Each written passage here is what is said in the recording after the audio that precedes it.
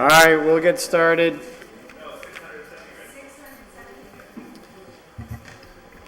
This is a budget review hearing for Wednesday, June 20th at 6:30. The department budget will be reviewed. We'll start with the mayor and the auditor, DPW, Holyoke Police Department and Holyoke Fire Department, and then the school department. So with that, we'll open it up for with the mayor and everyone to start off of the budget. Then when the department head comes in, offer what they have, and then we'll go around the room for counselors to have questions with regards to that. With us tonight is Councilor Vacan, Councilor Valentin, Councilor Sullivan, Councilor Tallman, Councilor McGivern, and Councilor McGee. One point of order as to the issues that occurred last night in the chambers, both in the beginning of the meeting as well as towards the end. The actions by members of the fire department are absolutely deplorable. I've had a chance to speak with the union president, as well as I called the chief. And early this morning, the chief and I had a long conversation with regards to what transpired. And I have asked for an investigation as to what happened in the hallway or outside from what we heard. So the chief will be looking into that. He will do an investigation and then report back to us. He will be here tonight as well with regards to that matter. And then ultimately we can come to some type of finding, and then ultimately to see what type of penalty or enforcement we are going to look at due to what may have transpired out in that hallway. So I wanted to update people on that issue. With that, we're going to turn it over to the mayor. Thank you for coming down for the budget. We're going to be doing it tonight and tomorrow with the other departments. And Bellamy, thank you for coming down as well. Mayor, floor is yours. Great. Well, thank you, Councilor McGee and other councilors for being here tonight, and hopefully some other councilors will show up as well. I'll be brief. I just will provide a general overview of the fiscal picture of the city for FY19, and then obviously any questions that any councilors have about any particular line item or department. I know you'll be speaking to individual department heads about their respective budgets, but if you're looking at certain line items or why we made certain decisions, happy to answer any questions or address any issues or concerns that you may have. Before I begin, when I submitted the budget around May 15th or on May 15th exactly, I submitted a cover letter that described the amount of the deficit, the amount of the total general fund budget, and there has been some changes to that. And so before I began, I passed out a small package of an updated fire department page, and that's page 20 of the budget book that you got on May 15th, and the fire department is page 20 and 21, and this is a new page that reflects the vote on the ratification or lack thereof of the fire contract last night. So essentially what that means in terms of the budget that begins FY19, and this isn't to say that obviously we'll re-enter negotiations and we'll tackle the appropriation as to whatever it is when we reach another deal. But for now, because there is no contract, the amount projected in the fire department budget starting on July 1st has been removed from page 20 and 21. And so essentially what that means is that when I presented the budget on May 15th, the total budget was $128,492,000.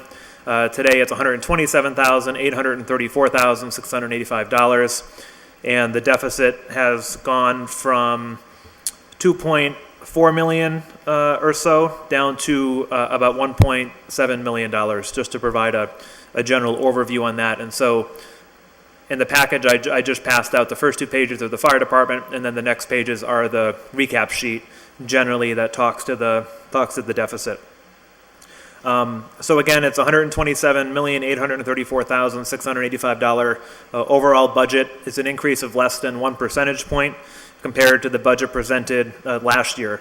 Of the total budget, about 51% of the budget is allocated towards the Holyoke Public Schools, and about 49% of the budget's allocated to the city's general fund. So about $65 million for the schools and around $63 million for the city side of the budget. Most of the increases in the budget for FY19 are the result of fixed costs that are increasing, that we have limited control over, such as health insurance, wage increases, and some of the new collective bargaining agreements. And many of those increases comprise the total increase in the budget overall. When we started the budget process, as always, we asked the department heads to submit, ideally, what would your budget be for the next fiscal year?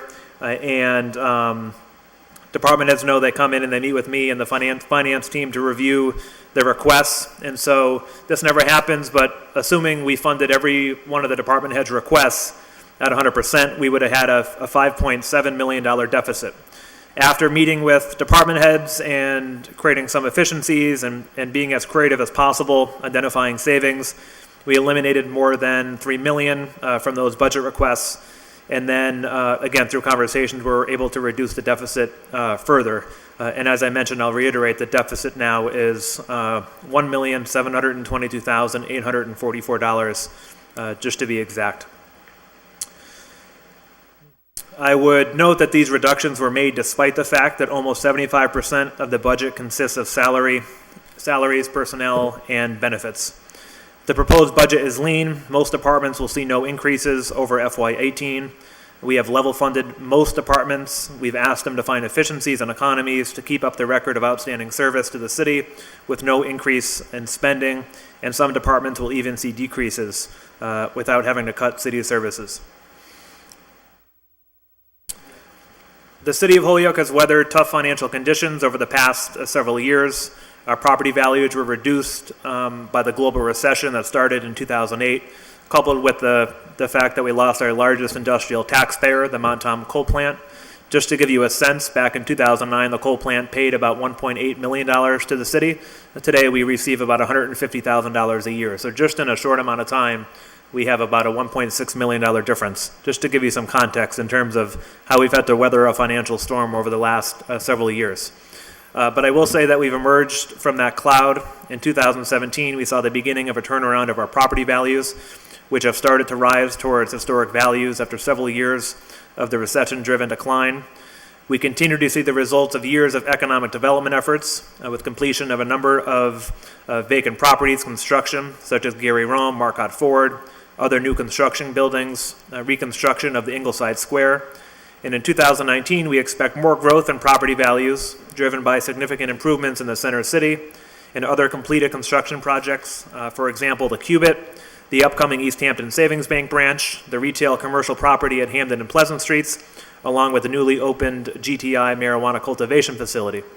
And also, thanks to the good work by the Treasurer's Office and the Problem Property Group, I expect we'll have a reasonable amount of free cash to work with due to their aggressive efforts to collect back taxes, as well as revenue earned by selling off recently foreclosed properties into private hands. Providing high-quality city services and supportive economic and neighborhood development are clear priorities in this budget, and without a doubt, the private investment pipeline of over $110 million for the center city and over $50 million outside the city's core are the key to growing our tax base and increasing opportunities for our residents. As I said, the budget does include some salary adjustments for some city employees who are members of particular collective bargaining units. Again, I would remind the council that there was a small number of employees, approximately 49, whose compensation has been unequivocally demonstrated to be below market by the compensation study completed in 2014. And these 49 employees are non-union employees that either haven't received cost of living adjustments or any type of raise. And I would argue that many of those employees are now making less than they did when they started, given that health insurance costs have gone up. And so take-home pay for many of these non-union employees has decreased significantly over just a 7 to 10 year period. I would also say that the deficit shown in the budget is driven largely, as it has been in recent years, by the underfunded sewer fund, which accounts for about 40% of the total deficit. And we have made some progress in reducing the sewer deficit. It is now $900,000 as compared to $1.3 million just 2 years ago. But again, I would reiterate that it is important and the time for a sewer rate increase to happen as soon as possible, as it's been over a decade since the sewer rate has been adjusted. I would also just end by saying we have based this budget on the latest estimates available from the state budget proposals for state revenue and assessments for fiscal year 19. We don't yet have the final cherry sheet allocations, and so as always, this is a somewhat fluid process between now and the fall. There may be some changes as the state budget becomes final over the summer, and we'll be in a position to address them later in the year if and when they occur. Overall, I would say that the city is in good financial shape. We are budgeting modest additional revenues from increased values of real estate and personal property, a sign of the city's improving economic health. Our financial reputation is strong. Standard & Poor's reaffirmed our A1 rating for long-term borrowing, which means we have superior ability to repay debt obligations. We also have an A+ rating from Moody's, recognizing the city's strong budgetary performance and very strong budgetary flexibility. And finally, our stabilization fund is currently at $13,325,000, the highest it's ever been. This rainy day fund has grown 18% over the past 7 years due to modest and responsible use, and represents a significant hedge against any potential future financial uncertainty. And so I'm pleased with the progress we've made on the budget this year, and while some parameters are yet to be determined, the final valuation of city property, the final figures of the state budget, and the implementation of any rate increases, right now we have met the goal of presenting a somewhat restrained budget. I know in the budget letter I submitted to the council on May 15th, I did attach some graphics, and just also for the members of the public. Again, I would reiterate that the budget's about 51% for the schools, 49% for the city. And then when you break that down even further, just to give folks an example, 20% of the city budget, or about $12.4 million, is for the police department. Fire department is 15% at about $9.3 million. DPW is 8%. Retirement alone is nearly 20% at about $12 million. Benefits is 18%. Debt is 7%, and then everybody else, every other department, is just 13% at about $8.5 million. In terms of the total budget, personnel services is 56%, there's $72 million. Benefits is 18%, $23 million.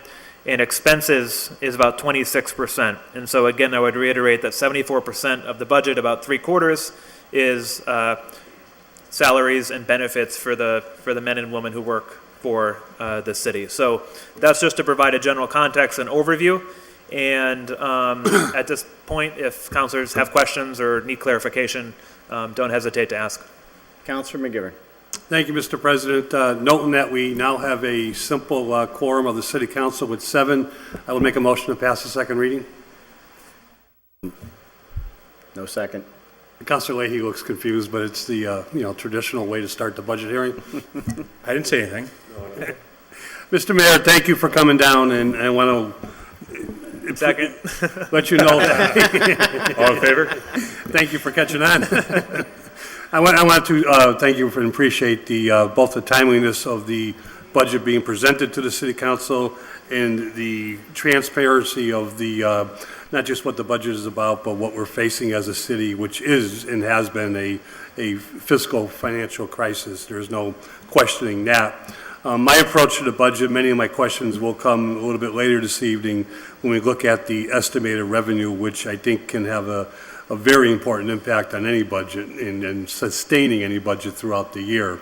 But just a few questions for you. The line item budget speaks for itself, and we certainly will be working with the department heads over the next 2 weeks. But with that now $1.7 million projected deficit, and I look at budgets, I think, different than some people, where I believe any budget, it's a snapshot in time, and we're looking at a snapshot in time, which is 2 weeks away, July 1st. And my goal is to keep the services in place and to make sure our citizens have the best services that we can do with a very, as you said, very tight budget itself with the money that we have. Not an easy thing to do when everything is said, but adjustments have to be made. And even in your opening remarks, you highlighted one adjustment that's been a option for the city council for a couple of years now, and that's to increase the sewer rate. I concur with you. I believe that anytime the sewer rate is a user fee for a service that should be paid 100% by user fee, and we should not be asking any property owner to have their property tax dollars be transferred to a enterprise fund such as the sewer plant itself. A modest increase would do a lot to reduce the deficit there, and I agree with you, and I hope that the city council will review that sewer rate very quickly. In the past, the city council has talked about the people who are not paying their sewer bills and the lack of enforcement.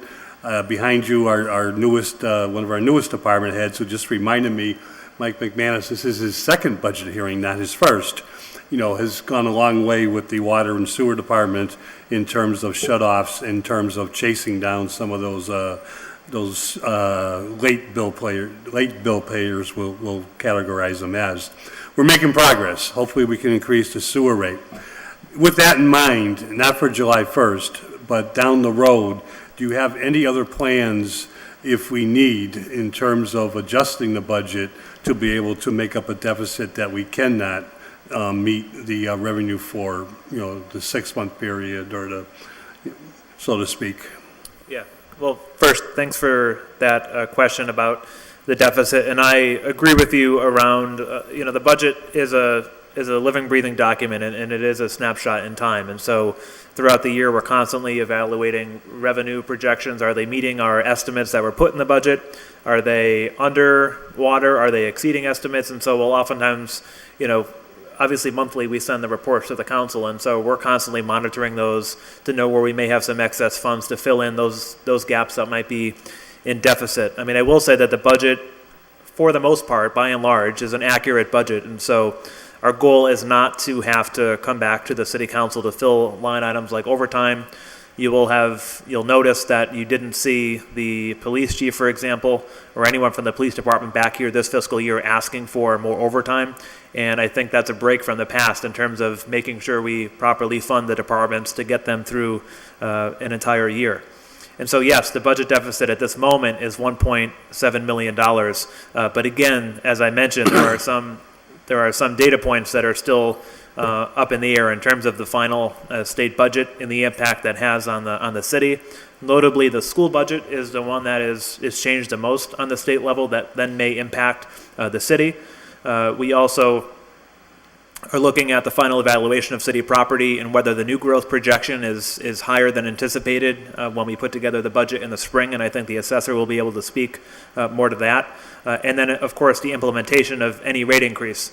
I would propose that as part of balancing the budget, we raise the sewer rate, and so that alone under our projections would raise an additional $700,000 to $1 million in the next fiscal year. And I would advise the council that even after taking action on a rate, it takes about 3 months to get into effect, and so we automatically lose 3 months of revenue the longer we wait to implement the sewer change.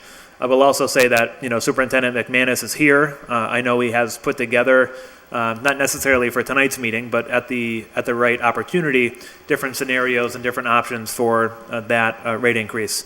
And so again, we'll continue to monitor the budget, given some of the revenue that we've brought in through the problem property group, collection of back taxes, more aggressive collection of back sewer. I am confident we'll have a healthy amount of free cash in the event that we have a deficit remaining, even with a user fee increase in the fall. And I'm optimistic that we'll do a better job this fall than we did last fall in terms of balancing the budget quickly and setting the tax rate on time. And we'll continue to update the council if any of those levers change between now and then. Mayor, in the area of the school revenue, it's a good item to point out. Always has been a juggling effect with the charter school reimbursement. And I don't know if there's been any progress made by our state delegation on behalf of looking at not just Holyoke, but all municipalities, especially our gateway cities that tend to have a bigger impact by charter schools, that money is funded fully. It has never been funded fully by the state. Absolutely, and the foundation formula has been more on the front burner on the state level. You probably saw that the state Senate at least passed the the changes recommended years ago in terms of the foundation budget for the schools that would have a huge impact on the city. And even if they didn't implement every one of the recommendations in that report, it would still greatly help the city, notably in retiree health insurance for educators. I know one thing that you'll most likely take an interest in, Councilor McGivern, is unemployment in the schools. We are going in a different direction when it comes to unemployment in the schools, in that we're putting the unemployment in the school department budget as part of their allocation, so that if they exceed their appropriation in the municipal budget, they can no longer come back to the city to fill in that gap. And so that was an agreement between the city and the schools in terms of having a more proper budget, because, as you know, the vast majority of unemployment claims are coming from the schools, and when they exceeded the number that we put in the budget, they would come back to the city council and ask for additional funds. And so we looked at actual numbers over the last few fiscal years and budgeted accordingly as to what we project for unemployment actuals for the schools in the next year. Not really for a budget review, but the sad commentary about unemployment in schools is, under receivership, we've lost 200 teachers, some of our best employees ever in this city. And, if that's what receivership is about, this state had better wake up, because when they leave us, they're going to saddle us with administrative salaries and young teachers that, don't have the experience that we had in this city before we went under receivership. But sorry, Mr. President, that's an editorial meant for another night. No, they'll be here tonight. Well, I can't wait. This is a budget review, though. One final comment, and this I don't expect or should be implemented maybe immediately, but other options, and we've talked about this in the past, are freezing at certain times overtime accounts, freezing hirings, temporarily, and all hirings, should be, during, not to ask the mayor to micromanage the departments, but all hirings should be on a necessary need basis. And, any times that we can not fill a vacancy for a period of time, I know it causes the hardships for many departments, but it also saves money during the course of the budget, which we can then realign and help reduce the deficit at some point. Yep, absolutely. And every time someone leaves a position, I think we constantly have a conversation about, do we need to fill the position? If we do need to fill the position, does it need to be a full-time position with benefits, or can it be a part-time position? We've had those conversations over the years. I know you have the police department tonight, and for example, we have a captain becoming a chief, and so there's opportunity for savings by not necessarily filling that captain position, which is over $100,000. And so there's other examples like that in the budget where we'll delay filling those positions or not fill them at all to be able to supplement any overages in other accounts, or again, end the year with a potential surplus that rolls over to free cash the following year.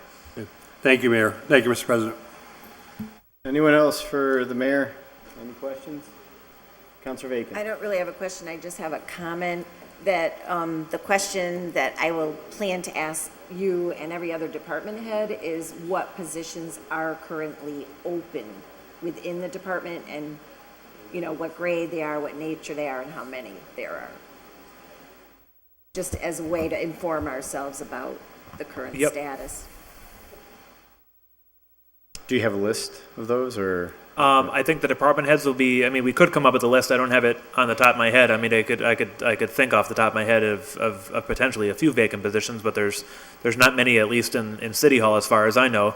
I will say, the fire department, police department, we're in the process of sending some recruits to the part-time academy for reserves. Some are going to the full-time academy this fall, and so while the police department's budgeted for 92 officers, right now I think they're at 80, mid-80s or so, but we've already gone through the hiring process to be able to fill those back up to the 90 or 92. That's one example. I know the chief and Captain Moriarty will be able to speak more to that if you'd like to hear that. In terms of City Hall, I can't think of open positions off the top of my head. Thank you. Anyone else? Anything for Bellamy, who's also I do. Councilor Leahy. Yeah, first of all, I want to say thank you, as always, coming down and giving us this breakdown. I just have a couple of questions, Mayor. On your page, very quickly, for auto allowance, last year was 5,850. This year, you're not asking for any? No, so the auto allowance was, that lasted 3 years when the council had passed an ordinance providing a monthly allowance to the mayor in lieu of use of the city vehicle. You don't want any more? Well, no, No, the city council then repealed that ordinance, Oh, so there's no I have- longer an auto allowance. So it just reflects that, and I no longer accept the allowance. How about the office, or admin, Ryan, wherever he is? I was thinking, just like everybody gets professional development, I think that it would behoove our admin to have some sort of professional development. I know in the clerks, I think it's $500 or something. Yep. Not a lot. And I'm sure that there's programs out there for admins to go to. Maybe it's the same programs that our clerk would go to. I was wondering if he hadn't requested it for me, I'm wondering if I can request it, that you put in some sort of money for some sort of trainings. I'm not sure if our personnel director or somebody could help him find one. Yes, and I will say, I think this is an opportunity for growth in the city in terms of professional development on a number of different topics. So one of the things that I've tasked the new personnel administrator with is developing a plan moving forward to, number one, help empower department heads to do a better job of evaluating their staff, helping me do a better job of evaluating my department heads, and then department heads down onto their staff for when there are issues, everything's documented properly. But I know the council has an interest in making sure folks are trained on potential phishing or spams or things related to cybersecurity, and so we're in the process of working with Gas and Electric to provide that training. Yeah, so keep it in-house, which is even less expensive. Yes, and I think likely it's a great for the professional development for your administrative assistant, I would suggest that the entire professional development budget be placed within the personnel department. It's not reflected in this budget proposal tonight, but I've tasked Hector with putting together a plan and letting me know how much it would cost so that we can come back to the council either in August or in the fall and say, here are the professional development opportunities we want to do with department heads, with clerks, with administrative assistants, and this is how much it's going to cost.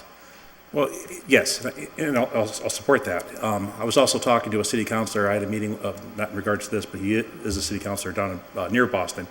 And he was just talking about the different professional development the city councilors in his area go through. And it was the amount of stuff that he knew compared to what just filing different sorts of legislation that will improve the quality of life of people. And just different professional developments. I mean, I think we all have a copy of Robert's Rules of Order, but they had a person come in and talk to not only the councilors, but all the department heads in running in any ad hoc committees. I thought that was interesting. Yep. So I'm all in favor of that. I'll certainly support you. In regards to health insurance, fiscal year 17, it was 8.3. Proposed this year is 9.4. Is it jumping up that much?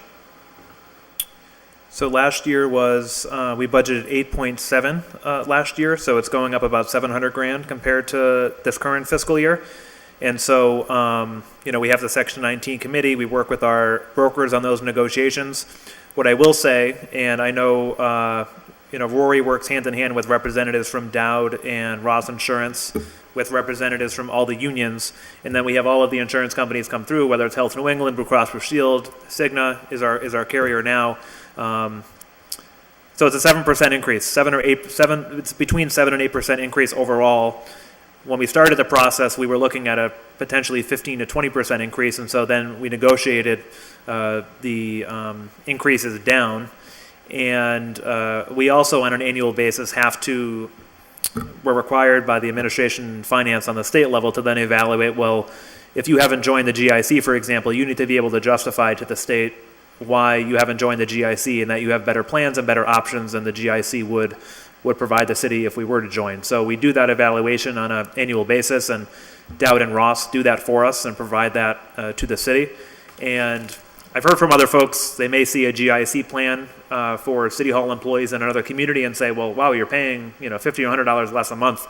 But what they're not taking into account is that it's all based on the population within your employee group. And so Northampton or Longmeadow is giving their employees to the GIC to evaluate. It's very different than a group of employees in Holyoke based on their diagnosis, their treatments, their prescriptions, things like that. So what is the GIC in one city wouldn't necessarily mean it's the GIC on on the Holyoke level. And so I get that question often, like, well, why don't we just join the GIC? And I'd be certainly open to it if there was compelling evidence that we would have stable costs and that costs would be less than they are and the benefits would actually be equal to what we have now.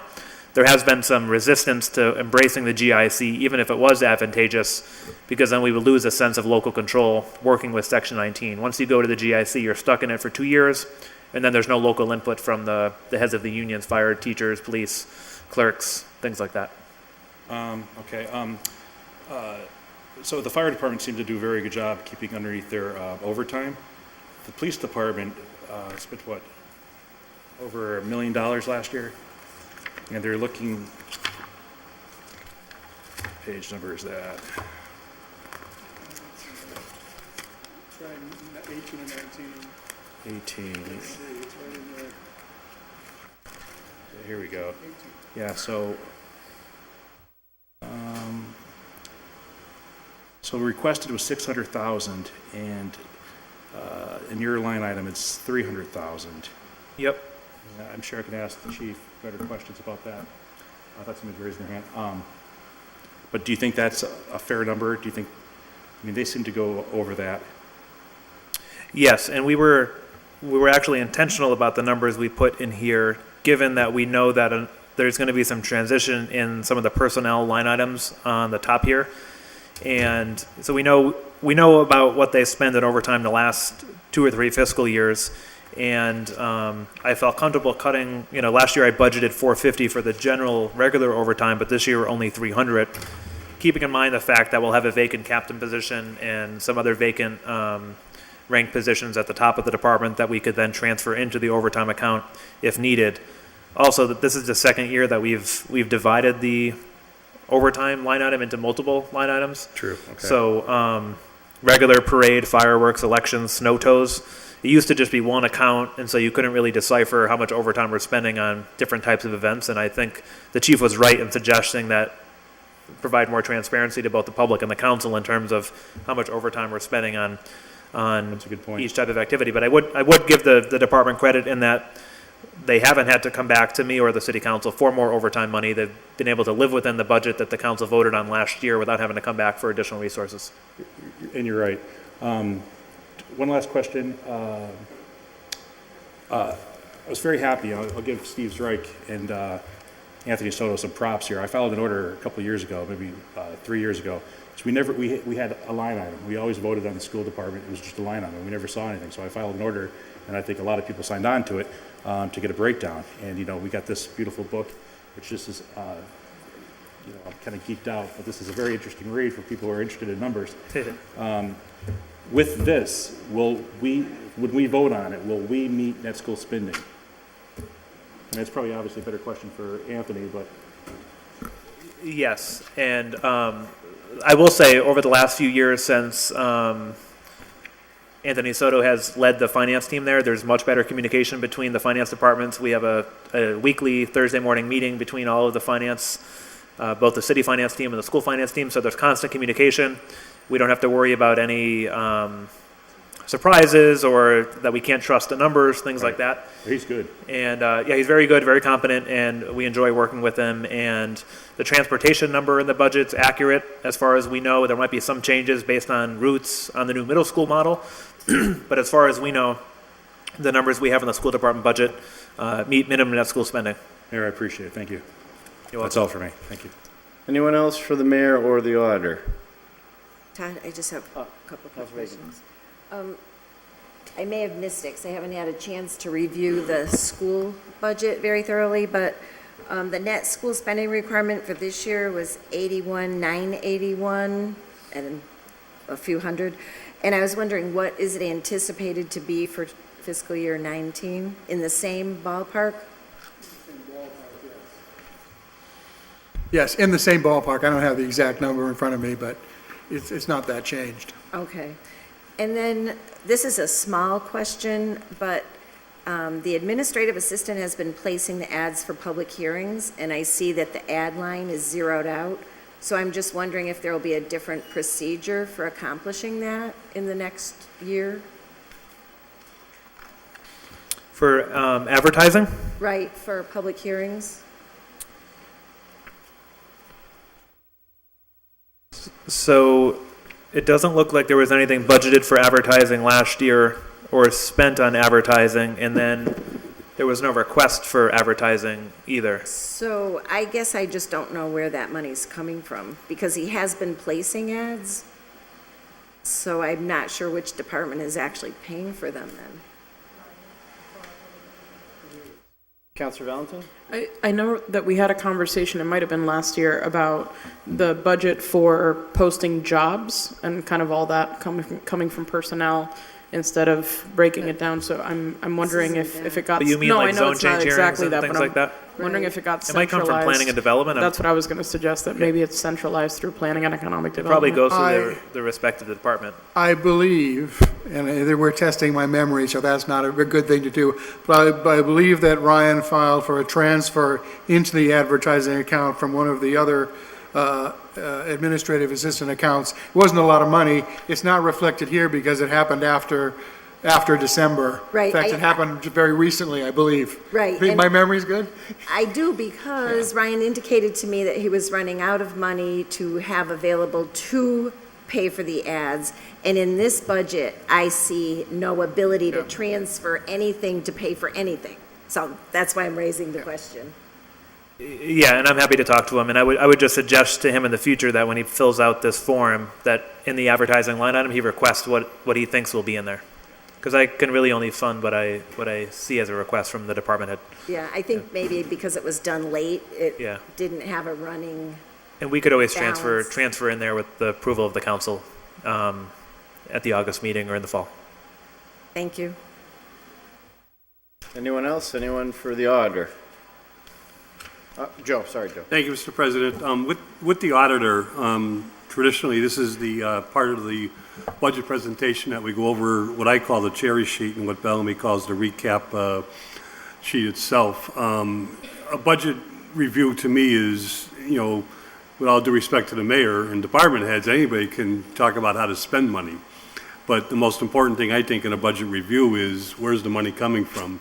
And the recap sheet helps us get an idea of what we're estimating our projected revenues, and many of it is projected revenues.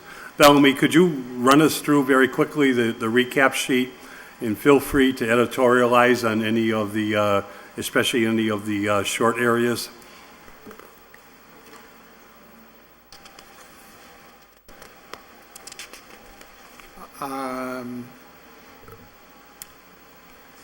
I guess I'd like you to just rephrase exactly what you want me to do.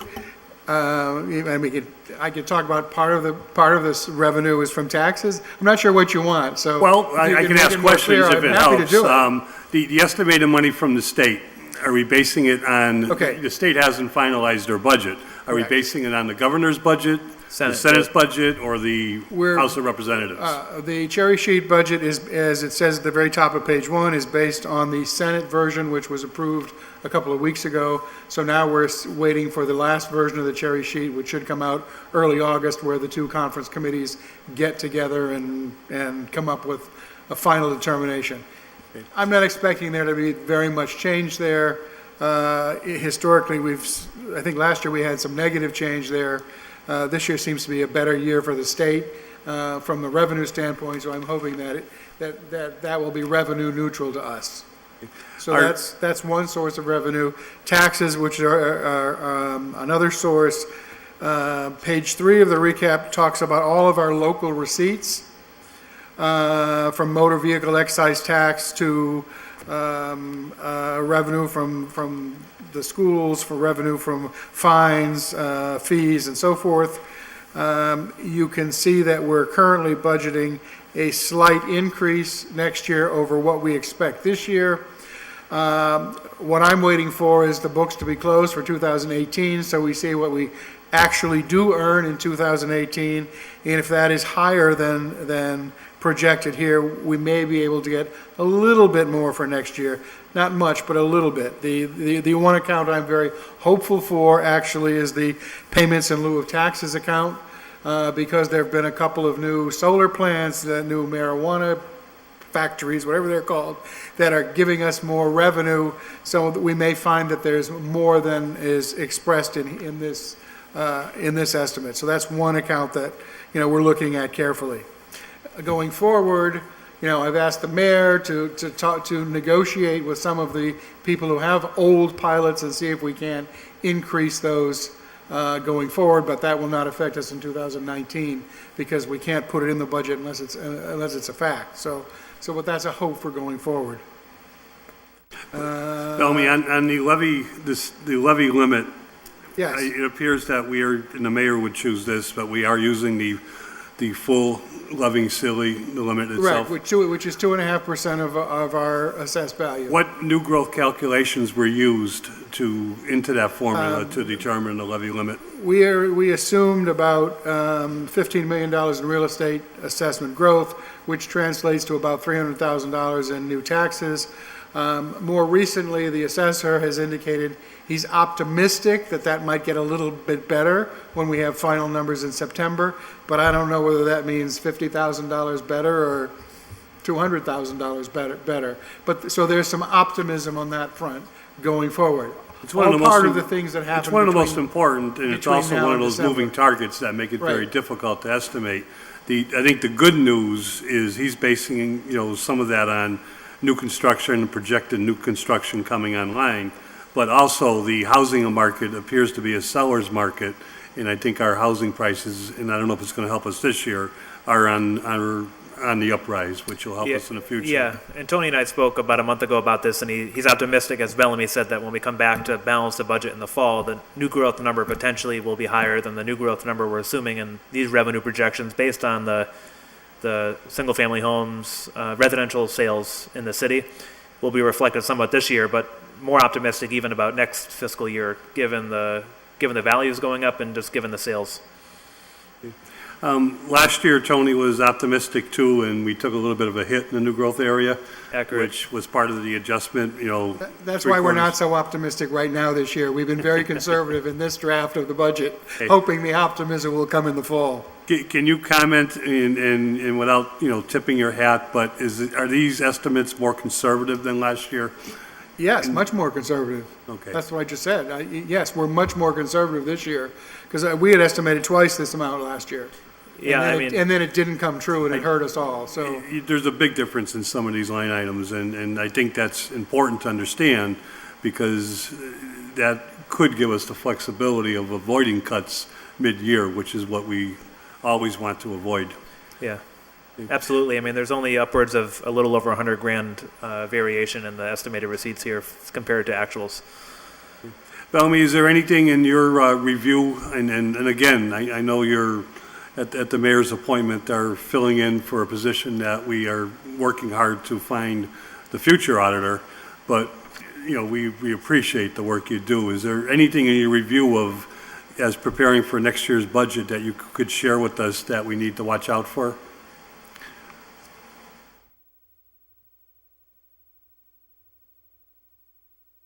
Or you just say everything's going to be perfect, Joe?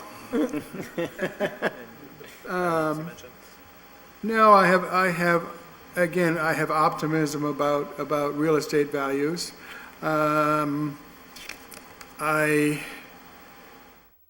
think we're at about the limit of our local receipts. I don't see those getting very much higher than they are now.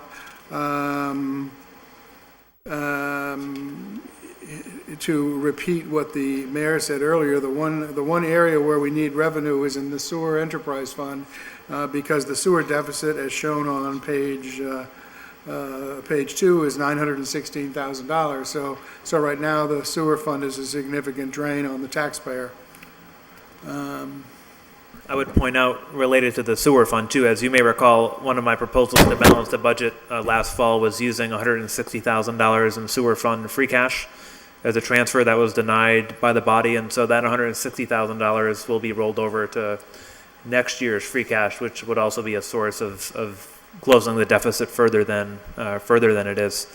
As Bellamy mentioned as well, other revenue opportunities, potentially negotiating pilots, both with Holyoke Gas and Electric, that hasn't been amended in, I think, at least a decade.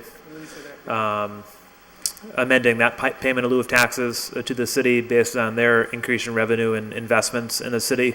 And then number two, the water department as well. I discovered that the pilot for the water department was a result of a special act by this body in 1977. And the pilot in 1977 was voted to be $50,000, and that hasn't changed since 1977. And so if you were to adjust for inflation alone, it would be, I think, upwards of over $100,000 or so. Mayor, you can't blame me. I was 4. Joe was 50. Huh? I was 4. Joe was 50. 1977. I'm not blaming anybody. I'm just saying it hasn't been changed in a long time. Mayor wasn't around. I wasn't a twinkle in anyone's eye at that time, no. Bellamy, two final questions. Unemployment, is that going to, is the reflection of unemployment, I believe, is part of net schools, has been part of net school spending. Is the changing of unemployment put into the school budget going to have an impact in a way that is not reflected here? We have a budgeted amount of money that we have to come up with in the budget. It's 65. That amount here. Is that going to, at the moment, is that going to meet net school spending? We have to pay so much to the schools. Right, no, I understand. Yes, and that includes it. So that helps us meet minimum net school That's spending. just part of it. Yes. Yeah, we have other things that have always been on our side of the budget that count for net school spending. It's sort of a zero, That's subtraction yeah, from the it's a zero sum. $80 million that Linda was talking about. That's all part of the adjustment. I understand, it's juggling, but I just want to make sure I like the idea of the unemployment being transferred into is Dr. Zeig here yet? Into that school budget, because they caused the most unemployment costs in the city over the last recent history. Right. But we'll save that for the good doctor. Last question Started for before him. Mr. Auditor. Yes, sir. What's the estimate for free cash? I'm glad you asked that question because I'm actually going to answer it. This will be a first. I know. I know. President, I'm going to everybody break. sit down. I'm going to break with precedent. But first, what I want to say is I want to talk about the process of getting free cash because I'm changing that this year so that we get free cash sooner. My plan is to establishment of free cash is based on two things. One, closing the books, and two, having the external auditors do the calculations. I plan to get the books closed in the month of July, that's next month, so that at the, let's say, beginning of August, we can give the auditors all the reports they need to work on free cash, so that they have plenty of time to get that done, let's say by October, instead of giving it to them in September or October when they're busy with all kinds of other stuff and they don't get it done till November 30th. So the sooner I get it to them, the sooner they get it done. So my plan is to get those books closed and get that data to them so that we can have it sooner and all the debates about balancing the budget can happen in a timely fashion in the fall for you guys.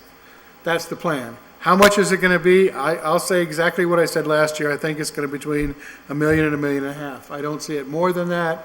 I'm hoping it won't be less than that. We have some positives. For example, we shut down, we closed the gap in some of those funds last year that were draining free cash from us year in, year out, so that helps us. I've been watching collections very carefully of previous year's taxes, of foreclosures, of tax titles. We've got some money coming in from those sources. All of those feed free cash. So I'm cautiously optimistic that when I open my trap tonight and say $1 million to $1.5 million, you're not going to come back and give me 40 lashes in October. Yeah. And I will point out that he said that amount last year, and we ended up having over $2 million. So I'm more optimistic than he is. But We like the conservative estimates when they become a higher number in this area. And I know it's a little bit outside the review of the budget, but we recently had an impact on our overlay account. The assessors believe we're still in good shape. Would the auditor agree with that? We had it on our what account? On the overlay account? For the assessor. What's wrong with the overlay account? Nothing. We had a hit on the overlay account, a large one, larger than we normally would see. Oh, I actually haven't looked at the overlay The account Diocese of recently, so- Springfield was granted an abatement, and Oh, yeah, but I believe Tony had plenty of money in there because he. that's what I'm asking. Do you agree with the assessors that Yes, overlay account last is time I still- looked at it, which was many months ago, there were something like $900,000 on the balance sheet in the overlay account. And Well, we, the bishop got a nice little check from that, so it's a yeah. little bit less But we right had now. $500,000 a year, so, or 450, so we added 450 with this year's recap, so I think we're gonna be fine. Thank you. Yeah, there's still about 500,000 to 600,000 in the account, to the point where Tony's, I think, considering even offering another 50 grand to the city's general fund to reduce the deficit, but that's his decision. I would also point out just an area of, I think, success is the retirement board in particular, I think, has done a great job with their investments. This is one of the first years we've actually seen that appropriation go down between last fiscal year and this fiscal year, just to point that out for the council. And the last thing I would mention, small thing in my budget, but I would just want to mention it.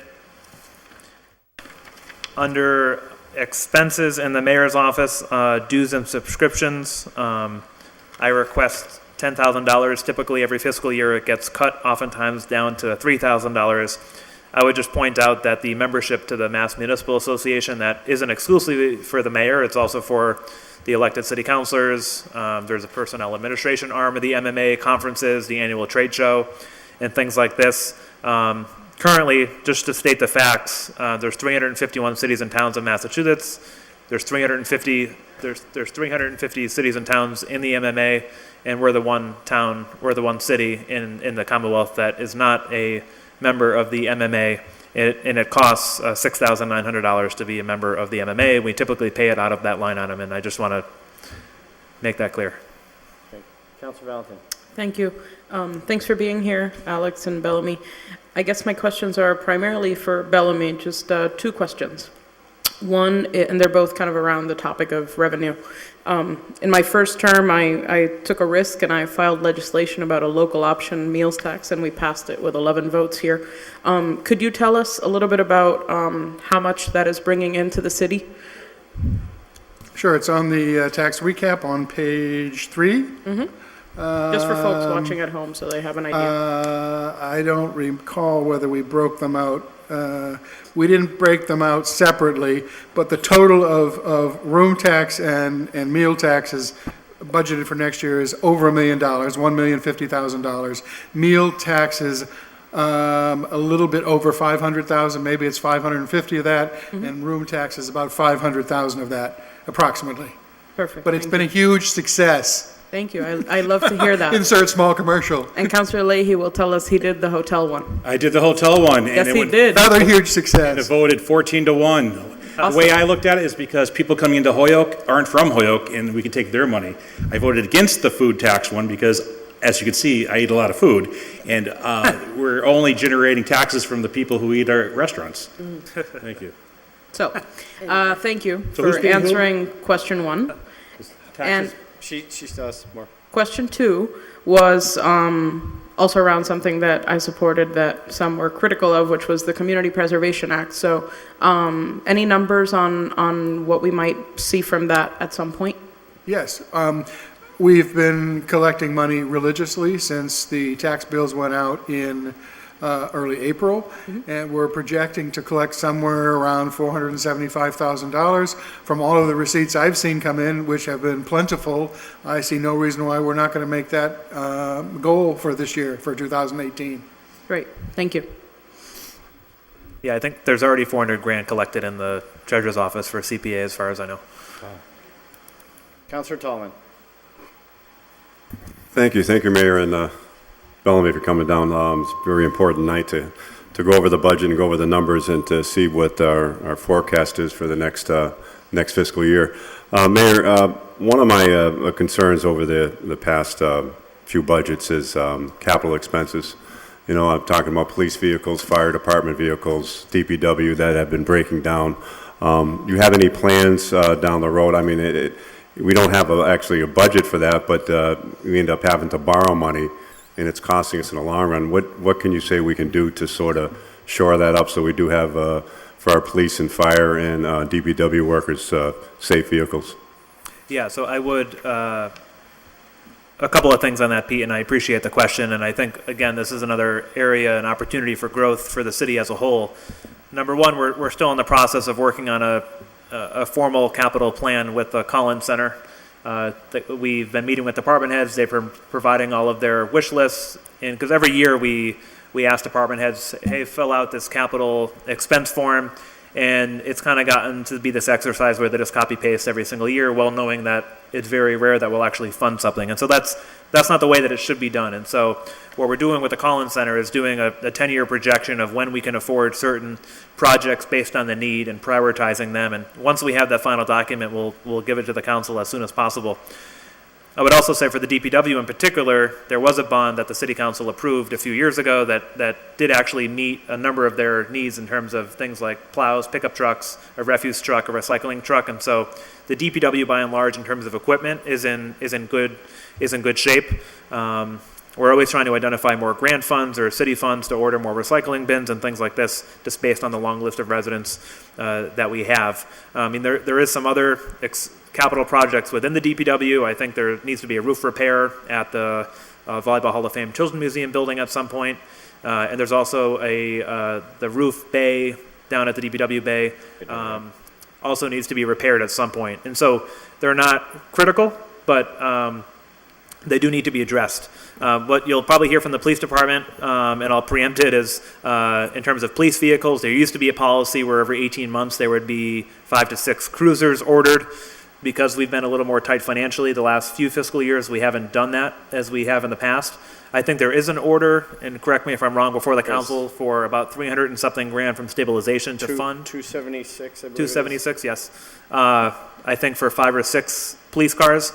We did about 4 years ago memorialize what's called the stabilization use policy, which was the finding of the auditor, and so we put that together. And one of the pieces of that stabilization use policy is that for capital projects, it would be acceptable to use the interest gained on stabilization in the prior year to potentially go towards capital projects. And so, for example, if I think this last year we gained about $700,000 to $800,000 in interest on the stabilization fund, theoretically we should be able to use that for capital expenses, whether it's police cars, because the stabilization fund wouldn't be going down, it'd still be going up if we're using less than the interest gained over time for police cars.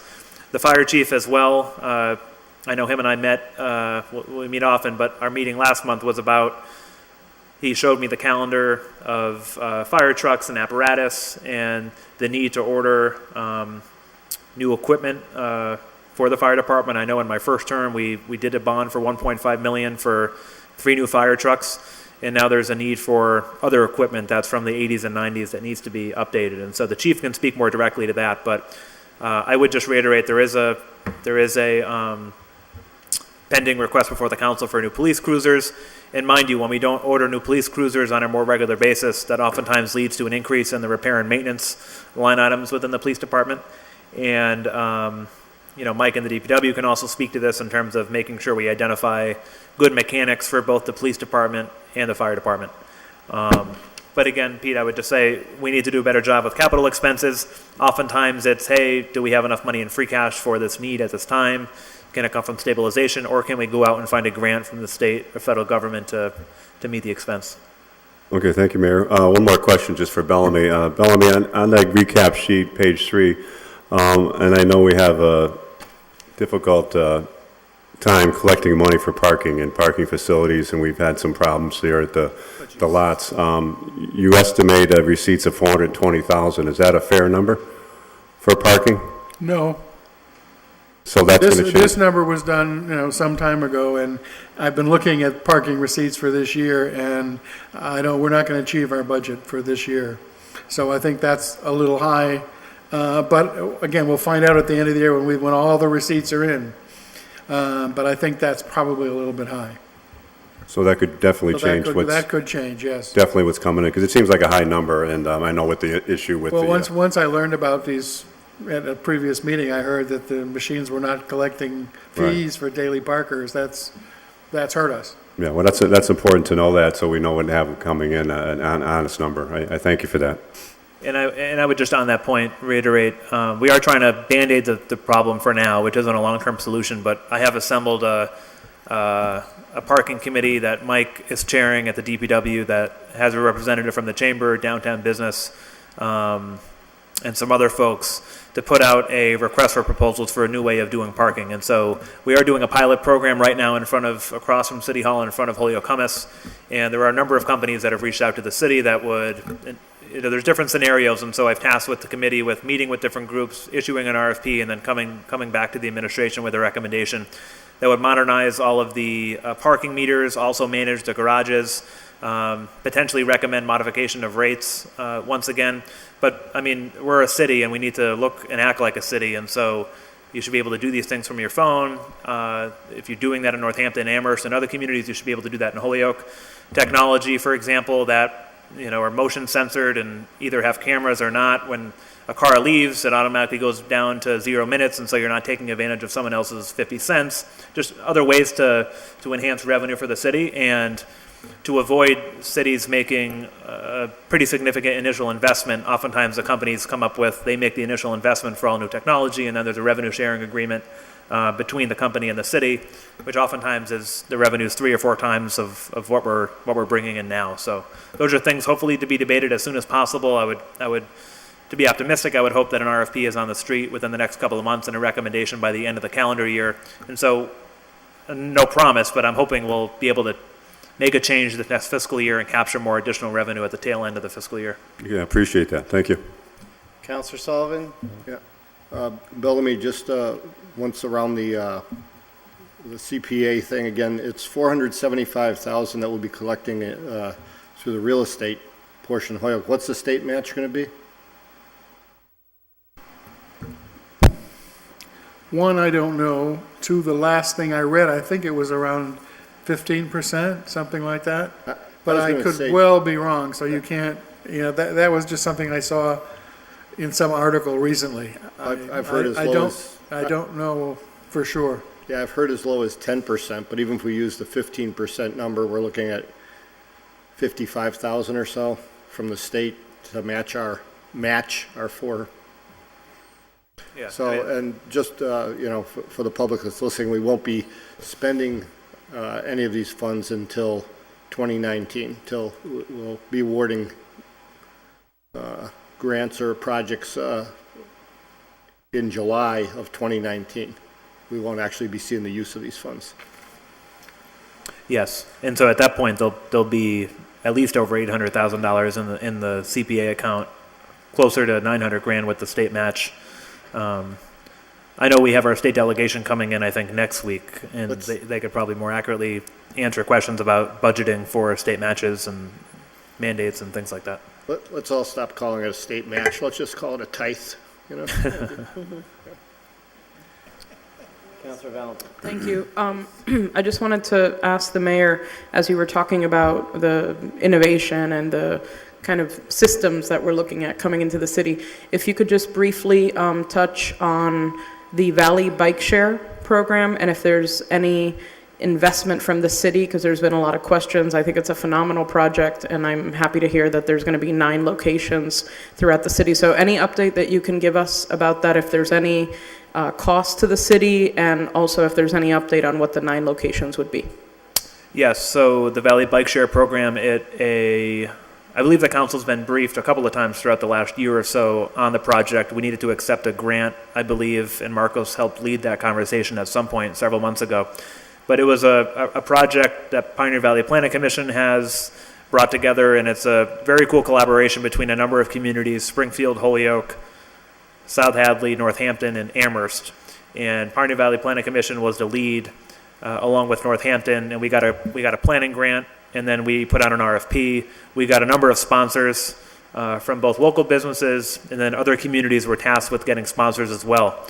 Before we put out the RFP and they hired B. Wiegand, the company that's actually installing the bikes and managing the program, we thought we'd only have 5 stations throughout the city. After we issued the RFP, we now are going to have 9 stations throughout the city. I don't know 9 all off the top of my head. I do know they're in a number of, they're pretty much in every neighborhood, or every sort of connecting node of the city. And so by the train station, by the multimodal center on Maple Street, by Churchill Homes in front of CVS, by 7-Eleven Auntie's Market up on Pleasant Street, by the Yankee Peddler, and so they're spread throughout the city. And so it's to both connect from different neighborhoods within the city, a more renewable way, and to support transit-oriented development, but also to increase interconnectivity throughout the region as well. And so it's a great project overall, and there's no general fund tax dollars being invested into the program. It's grant funded and funded by the private sector through sponsorships, and then there'll be a user fee tied to that. And so people can use their phone or credit card. It's a very affordable, reasonable expense for residents if they need to do that. And I think the bike share program, coupled with the ride share program, Zipcar in front of the multimodal center, and other modes of transportation, I think the city together has really helped advance alternative routes to getting yourself around without having to rely on an automobile. Thank you. Councilor Bresnahan. Thank you. Excuse me. Thanks, Mayor, for coming down, Bellany, as well. Just since the CPA, I just had a couple quick questions about the CPA, really. I apologize, it's really not on the budget, but is the first year of the CPA, we don't get matching funds, correct? That's just basically, we're collecting from the property owners, or is the state actually matching us for 2018? There's no rule that they should be matching us every year that we raise revenue. I think the issue that Councilor Sullivan was alluding to is that over time, the state percentage match has gone down and down and down. Well, Salucci started at 100%. It's not, I believe it's at 11% to be, from my conversations with the Community Preservation Act folks in Boston. I think it's down to 11, but I don't know. The other question is, is there any possibility that we could use that CPA money to buy the MD Church or section, I mean, I'm just kind of curious. I mean, I would be if that was the case, I would be 110% behind you on buying the MD Church and maybe other churches that could be collapsing. Who knows? But I mean, there was that whole fight that it was historic. I mean, is that even a possibility? Well, it is historic, and I know one of the main pillars of Community Preservation Act funds are for historic preservation. I can't answer the question as to whether or not we could use that funds for the church, one, and number two, I don't have the liberty to promise what the recommendations of the committee would be, and then the city council is actually the final decision maker in terms of blessing the recommendations of the CPC in terms of the funding allocations. But we could potentially get more clarity on it. I think in terms of the fact that we wouldn't be able to expend a penny of that money until July 1 of 2019, I think would put it out of the possibility in terms of the immediate need to purchase the church. Okay, thank you. Todd? Councilor Lee? If I could, I just looked up on the MMA site. It said that DLS estimates record low estimates of the CPA matching fiscal year 18, but it's at 15%. So it's higher than what we thought. Good. Not high enough, but it's good. Anything else for the mayor or the auditor? Well, thank you all, and if you have further questions, don't hesitate to come by the office, email, a phone call, or whatnot. Thank you for coming down. Gentlemen. Next on the agenda is DPW.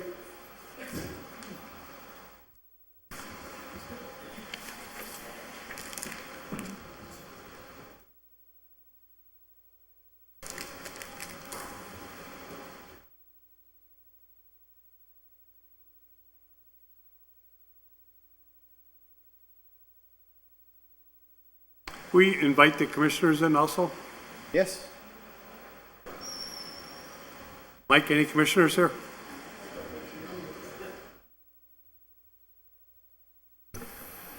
All right, so with that, Mike, we'll turn it over to you if you'd like to give a talk on it, or if you just want to answer questions. I do know you sent us an email regarding a typo regarding one of the positions, or... There was, but there are actually two typos, so they kind of cancel each other out. the worst typos. I- You want to explain those first, seeing how I brought it up and don't want to cause confusion? Sure. So in the automotive and maintenance budget, the typo was where we had, we're requesting 4 motor equipment maintenance men. And I'm not sure which page it's on, the sheets that I have. On sheet 34.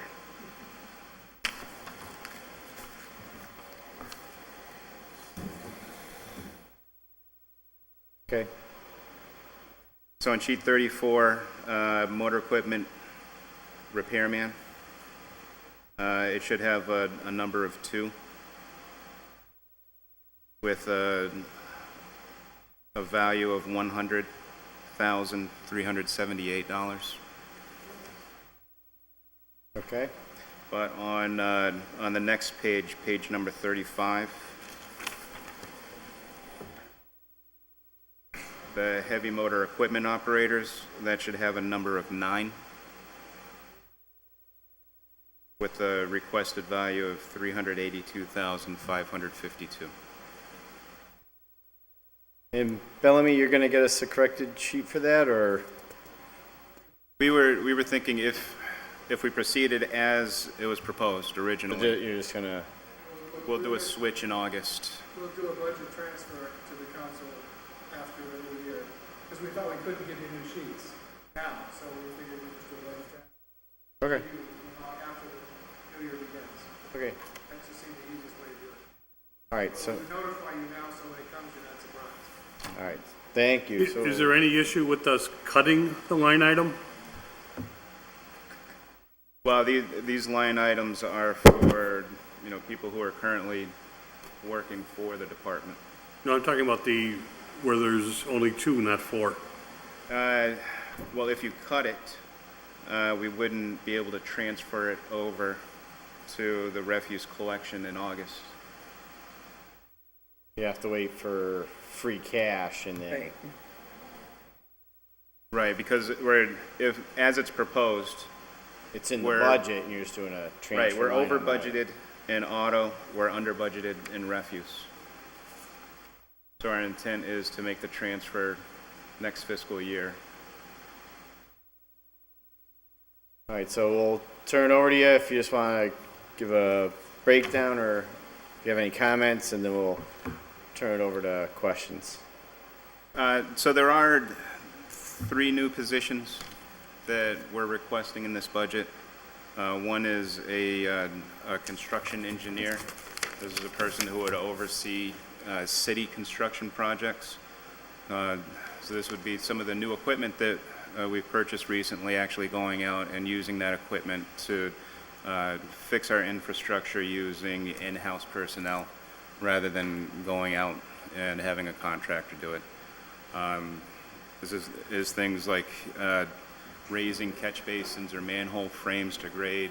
It could be repairing small sections of sidewalk that have tilted because of a tree root. We've been helping out with the bike share project so that the pads that you see throughout the city were installed by DPW. So there's work that we can be doing, and the construction engineer would be the supervisor overseeing that work, scheduling, ordering materials, and providing direction. There's 2 other positions in the auto and equipment maintenance. Then that would be a police mechanic and a fire mechanic. So what we've seen is that there is a need in the city for a mechanic dedicated to both police and fire vehicles, and not having a shared responsibility with DPW employees. The police have a large number of vehicles that need constant maintenance, and if they had a dedicated employee, that person would be able to respond and jump on those cruisers when they're down, and not have to wait for a DPW mechanic who might be working on a snowplow or a garbage truck to free up to work on the cruiser. And the same for the fire apparatus. The apparatus are getting complicated. There's certain certifications that mechanics should have when they're working on these on the apparatus, and this position would be a person that would have those certifications. We think that with those 2 positions, we would be able to reduce the amount of vehicles that are sent outside of the city for repair. which we have seen, in the last year or so. Anything else before questions? One question I'll ask, because you brought up the mechanics, the EVT mechanic, line 51105 is for $61,796, and the police mechanic was $46,315. Is that a good going standard? Is that, do you think In conversation with the police and fire departments, that's what we would believe is a fair wage. Okay. So with that, questions, Councilor Bacon? Thank you. So Mike, thanks for coming down. Did you realize any reductions in contract expenses in this budget because you're recommending the added positions? Is there a savings anywhere to be found? There's slight savings with, at least in DPW, and the R&M vehicles for various departments.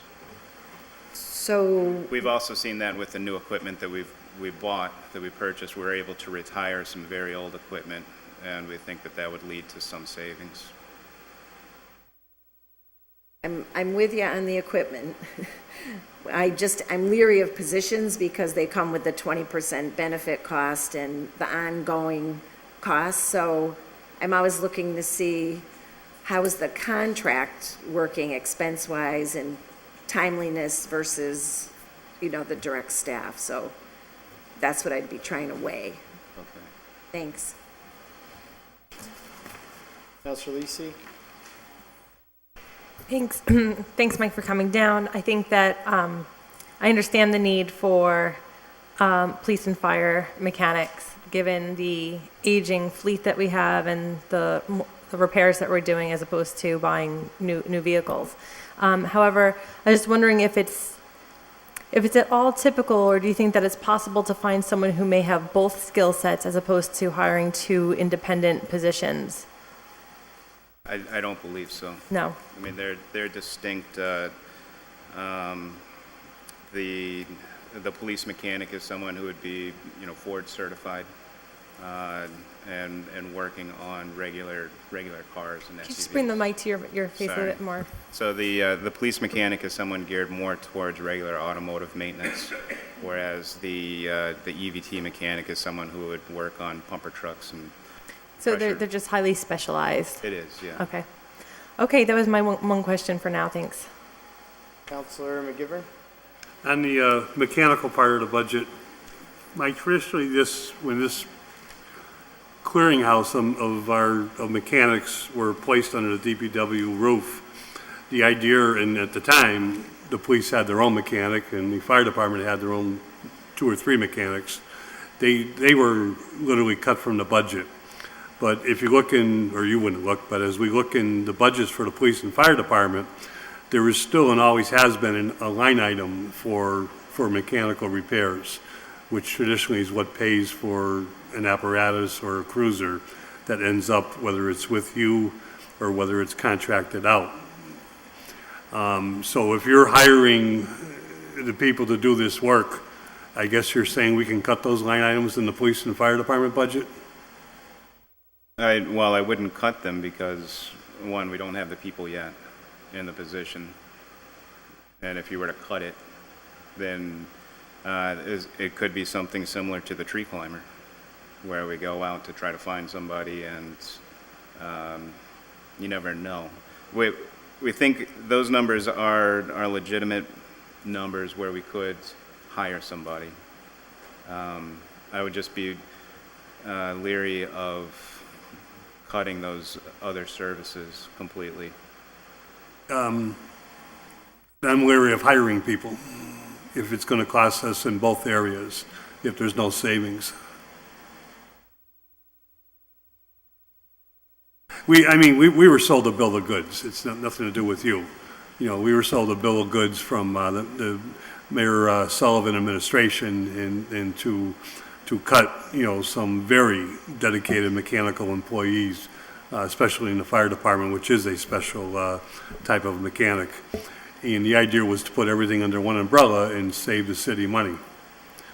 It looks like we're getting away from that with more hirings and spending more money in a time where, I think you heard the mayor, we're even right now looking at least a $1.7 million deficit in this budget. So adding to the $1.7 million is a big part of our goal to reduce that. Not adding to it, but reducing it. Well, with this, the ultimate goal of this is to have efficiency within the city. I appreciate I hear that. what you're saying. Yeah. And by having these specialized employees for police and fire, and then the 2 DPW mechanics, Well, I think it would allow us to address the city's needs. I have no problem with that, Mike. And that's what I would support. But in order to afford it, what can we cut in your budget?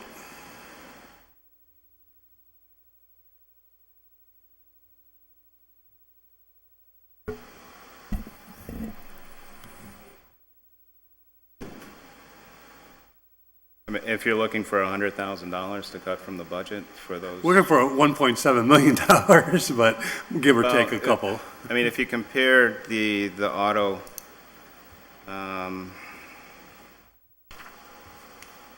last year's budget.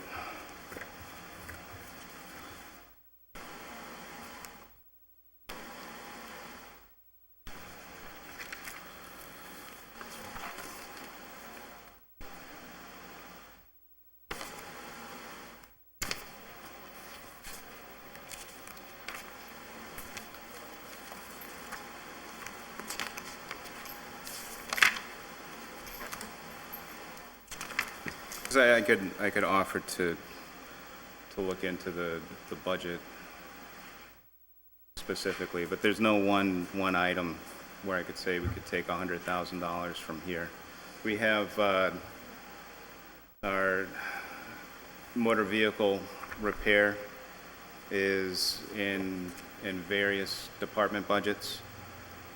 So like the forestry department has a line item for repair and maintenance of vehicles. The highways, refuse, parks, they all have line items for repair and maintenance of vehicles. I think even police and fire might have their own line items for repair and maintenance of vehicles.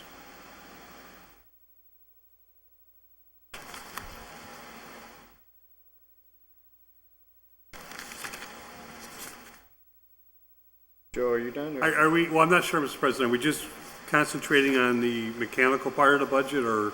Anything I mean, I have a question on the forester and everything else, so it's. No, I understand, but there are several pages, and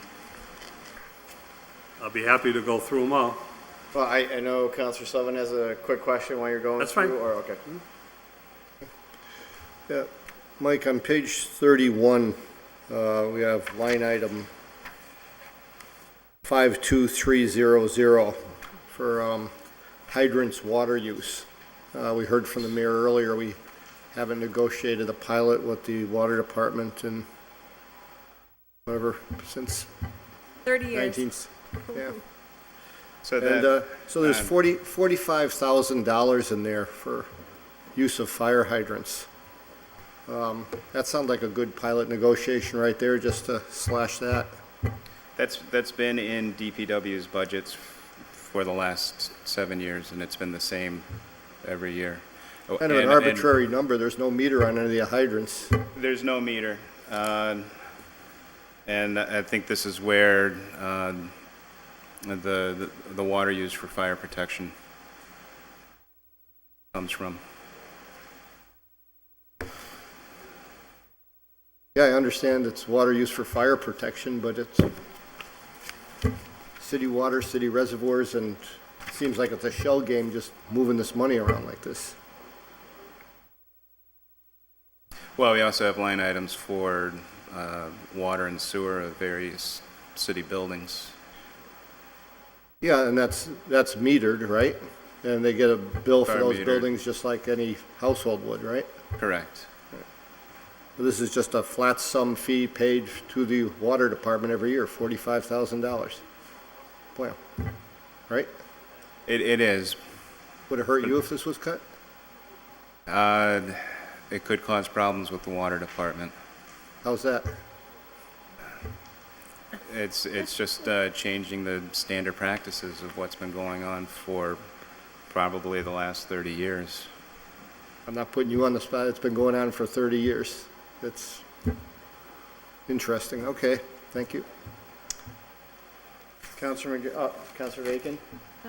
I just have a question on page 34, motor vehicle fuel, line 54800. For the first half of the year, you'd only expended about $5,000, but the budget line's been 30, and now it's 25,000. It just seems... Which department? So page 34. Department of Public Works Auto Equipment Maintenance, and the line is motor vehicle fuel 54800. Page 34.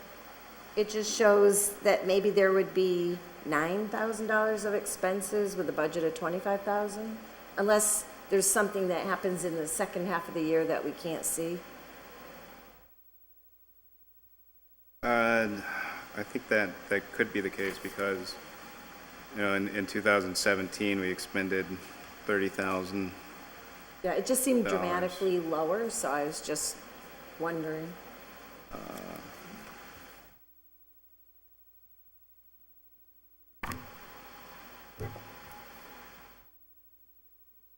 But if you want to get back to us on it, that's okay too.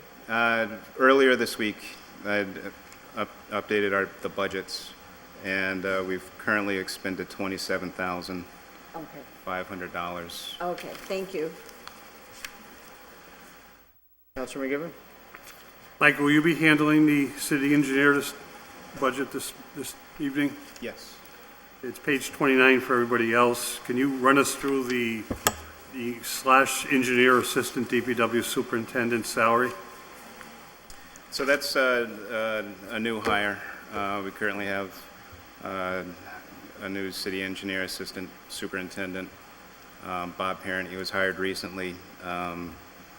His bio was out on the web. He's very qualified, overqualified for for the job. He's worked at consulting firms for a number of years. I worked with him at CDM and at Ty and Bond. When he left Ty and Bond, he went over to the city of East Long Meadow and was their DPW superintendent for a number of years. This position, we transferred money into the position. It wasn't funded last year. We advertised for it, and he applied and interviewed, and I think he's a great hire for the city. His grade level is a grade 13, and the requested funds is within the range of that grade 13. It's on the high end of the range, but he's worth a lot more than what we're offering. I just would note, I think it may be the first time in decades that we, with yourself, have more than one engineer on board, and I expect that would be great results from that. Not putting you on the spot, but I think that's important to your department and for the city itself. I think it's premature to talk about the parking facilities, but I have to apologize, Mr. President, publicly to the superintendent because I missed the first meeting. All my fault, not his, of course. But is one of the items possible to do without the management company or to renegotiate that contract? So the contract that they have is to manage our on-street and off-street parking. They collect the coins from the meters and deposit them on the city's behalf. They also manage the monthly parkers at the garages, issue the cards, keep track of who's paid, who hasn't paid, and they do the collections for that. They're also responsible for some maintenance of our on-street parking meters and the garages. It is their contract. The value of their contract is less than it was the previous year. The value that's requested is what they bid. We're getting into this would be the second fiscal year of their contract. They do provide service to the city. If we were to get rid of them, I think we would need to hire some more people in order to perform the duties that they do.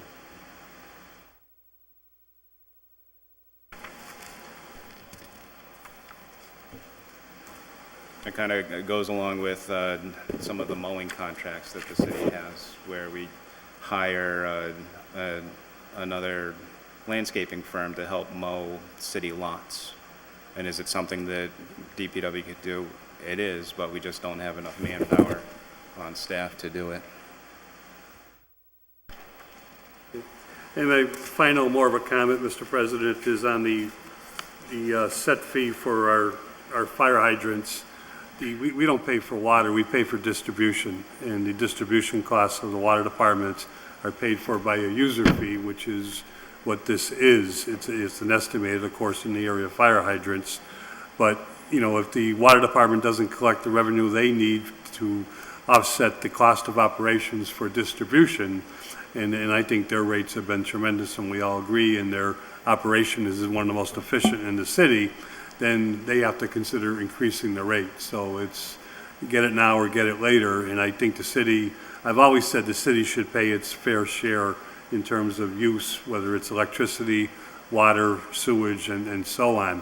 The one area that we don't pay our fair share is the free parking passes that we give out to employees.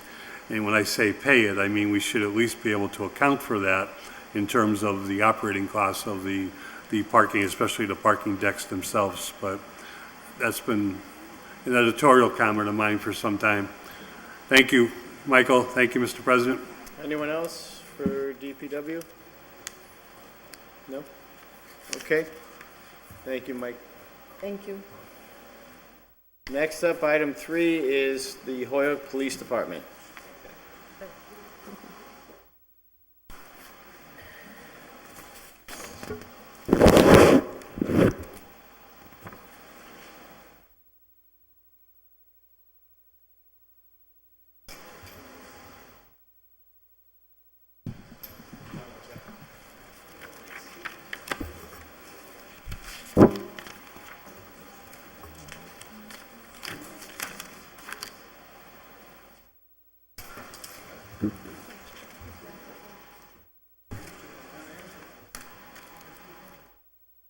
Good evening, gentlemen. Good evening, councilors. So, page 18, 19, we'll open up if you have anything to offer, speak about, and then we'll open it for questions, just like Sure. the last time. Good evening, councilors. It's a pleasure to be here. I'm sad to report this is my last time in the budget hearing. You look devastated. The city's been very kind to me. I've had a very good career, and I've made a lot of good friends, and I very appreciate that. As far as the budget goes, one of the things I would do is, I would strongly encourage you to consider DPW's request for those mechanics. Our cars' mileage is going up. They're breaking down more. The expenses are going up. Some of it they fix. Some of it we have to farm out to Marcotte. We did reach out to Marcotte previously, and the fire department did, to see if we could outsource all of this. And I think my price tag was like $150 a year, and the fire department's is $200, something like that, just to outsource all the cars to them directly.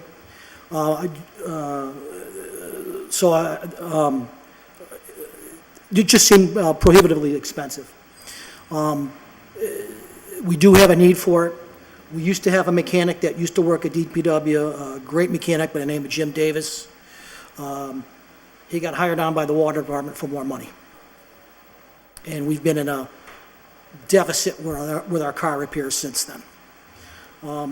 In reference to Councilor McGivern's question about costs and savings, and can we save other items in the budget as far as reference to those two items, I'd have to say we'd have to almost do a trial and error on that, because what we're paying for mostly, even though now we're starting to pay for car repairs where we weren't before, is a lot on vehicle supplies and vehicles materials.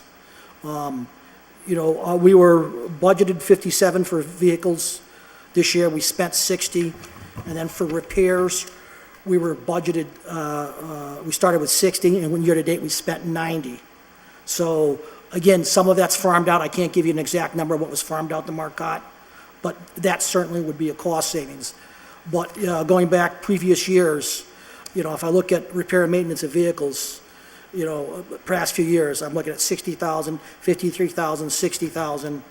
And in motor vehicle supplies, not the mechanical work, I'm looking at 70,000, 60,000, 70,000 spent. So I'm not 100% sure there's a lot of savings there. I think there could be some, certainly from an operational standpoint, and certainly then we wouldn't have the repairs that we do get from Marcotte now.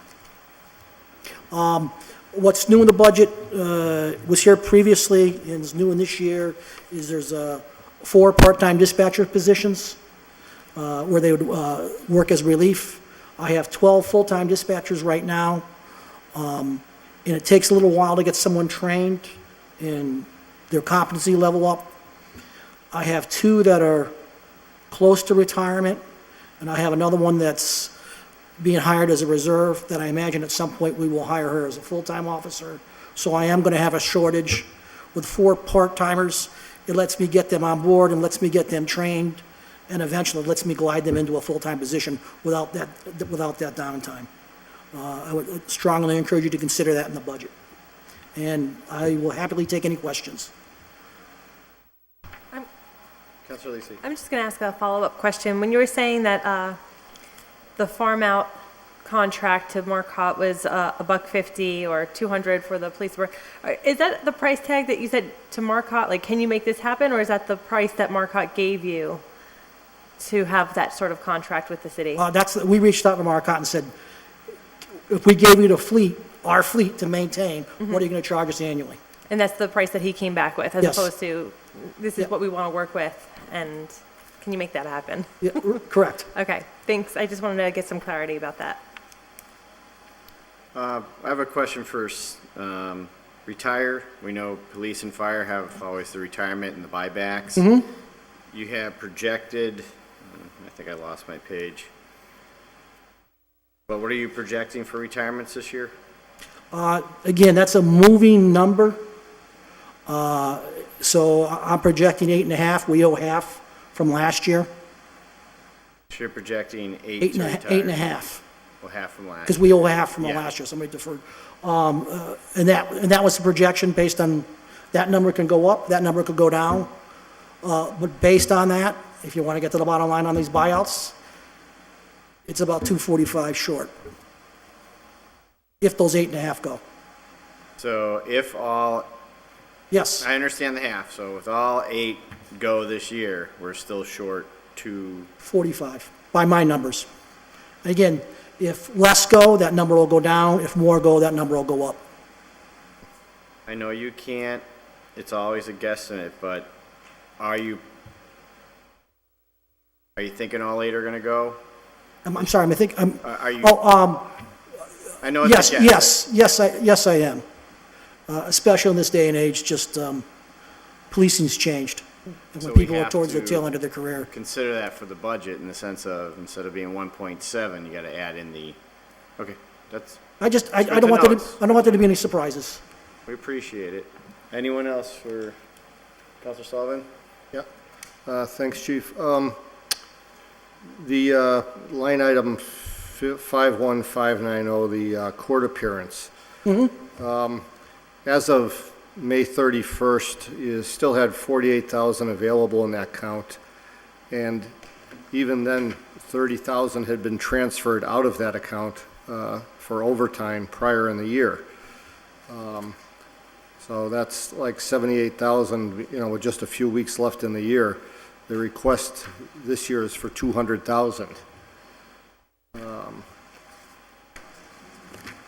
I just gotta find my Why court time. such a high number on that? So page 18, court No, appearance. no, I got that, I got that. okay. I have, what's around that?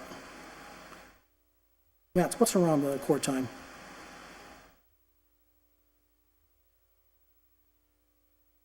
Fireworks, I'm just trying to find it in my notes.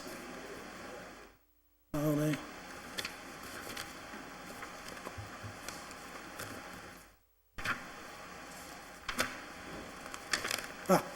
There you go. Our 5-year average for court time is 289.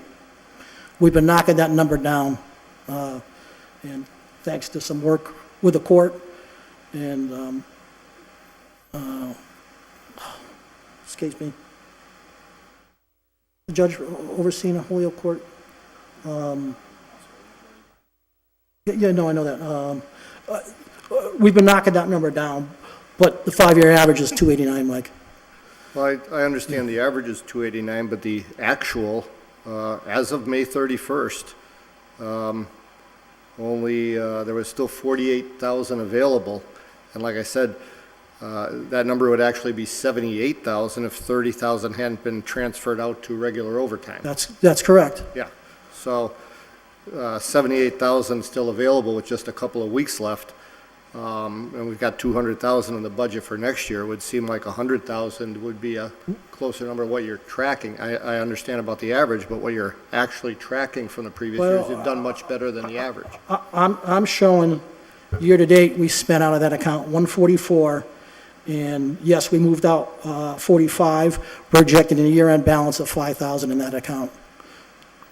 And yes, moved to overtime, but again, you know, it's trying to live within the budget.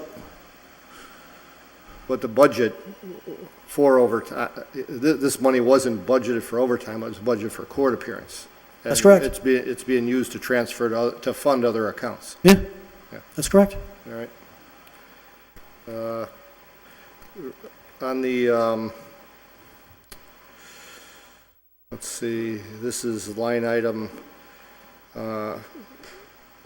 51920 on the Quinn bill.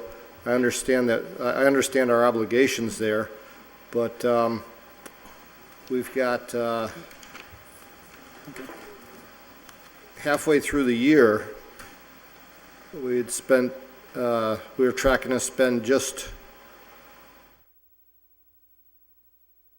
around $750,000 if I extrapolate it from where we were at December 31st. And I know there's, 2 weeks or so in reporting gap here, and it is a decrease over last year, but you still got 814,000 budgeted, and it would seem based on the mid-year projections, the number shouldn't have gone up. It should still be going down. How do we get? Because collective bargaining, Yeah, they get pay raises. When the pay raises go into it, that affects the Quinn bill. The Quinn bill costs go up. That 814 is an accurate number based on what we have. Right now, we have 62 officers getting the Quinn bill. all right, but so there have been pay raises throughout the year of such significance that they're making the Quinn bill number go up or remain? Yeah, it affects the Quinn bill. It does, absolutely. They got, where was it? Last July, they got a 1.5% pay raise. This past January, they got a 1.5% pay raise. This July, they get a 2% pay raise. Next July, they get another 2% pay raise. All that affects that number. Okay.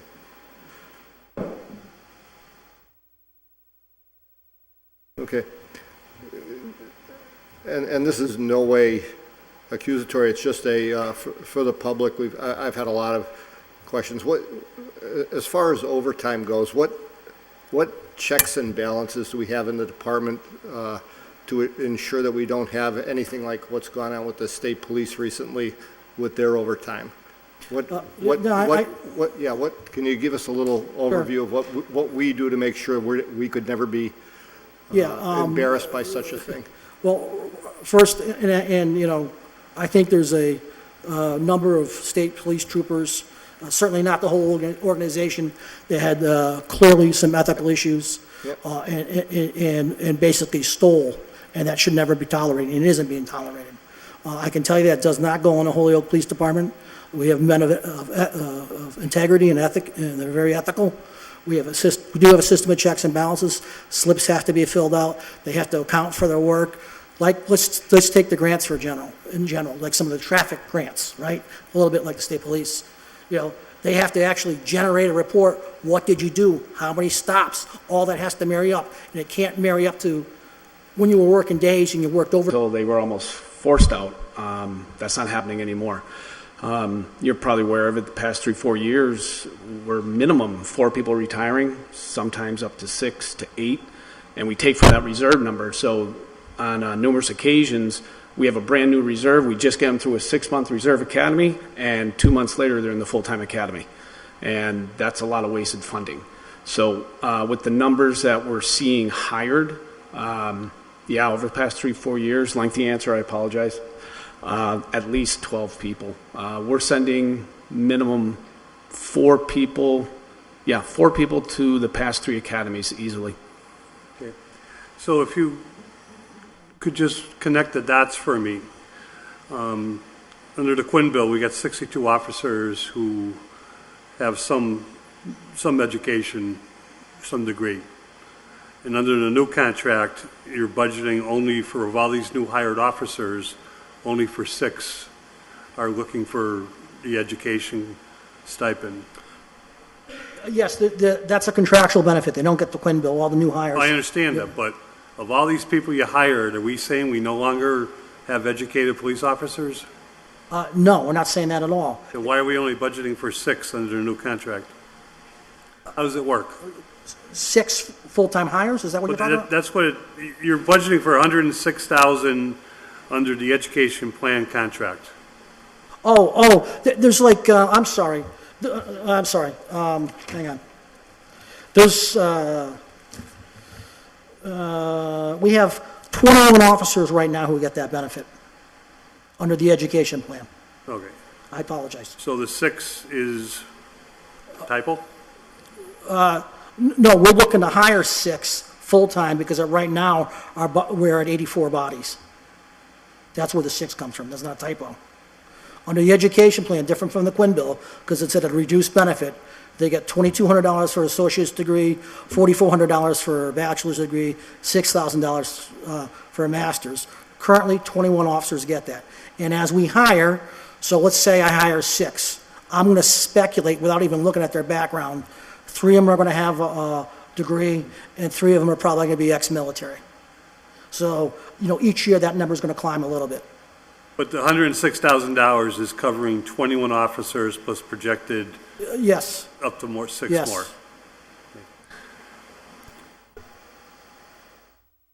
I wish I had an answer for you for court time, and I think you were thinking of Judge Walsh and Yes. working with her, but even equally, and sometimes more important, you need to work with the district attorney, and that needs to trickle down into not just our court, but all the courts, because the officers are needed in terms of court appearances, but the local assistant district attorney can always do a good job of controlling that to where we're not paying officers when they're not needed.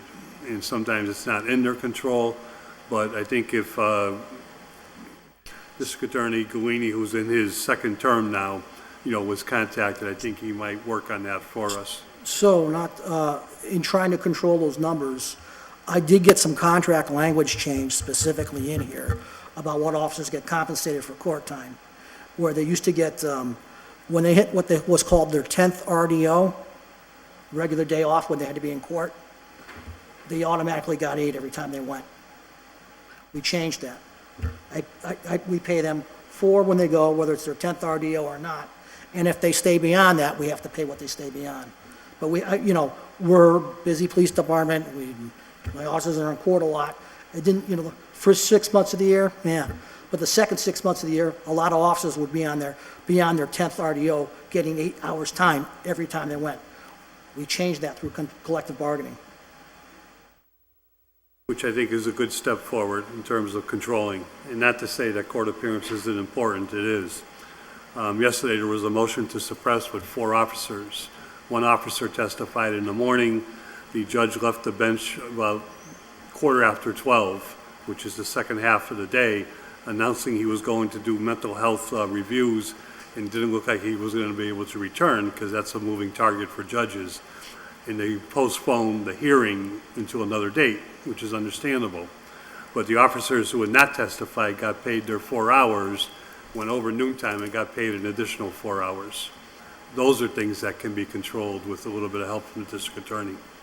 I'm just suggesting it's nothing we can do this evening, but it would help.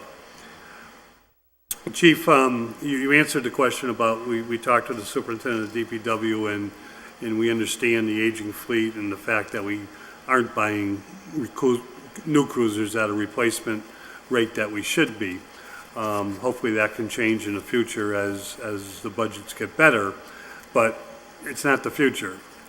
I'm going to ask you the same question that I asked the DPW superintendent. We have a $1.7 million budget. Can you offer us any cuts? No, and I'm telling you, my budget's very lean here. This isn't, I've already explained, we're, I believe, at 245 in the hole. Okay. The next step, not happening this evening, the next step is, can we start reducing the workforce? I wouldn't recommend that. Can you recommend how we can pay for it? I'm not the person responsible for collecting the money for the city. To quote Dan at one previous meeting, part of your responsibility is to figure out where the money comes from. Mine is to present you what my costs are. You're asking me for reductions in staffing. I wouldn't recommend it. We're at historic lows, and as far as our crime go, I would like to keep moving in that direction. But, quite simply, if you underfill positions, we'll make do. But please realize, if we keep the same staffing levels, like when I started here, we had 93. I'm budgeted, proposed budget is 90 for this next coming year.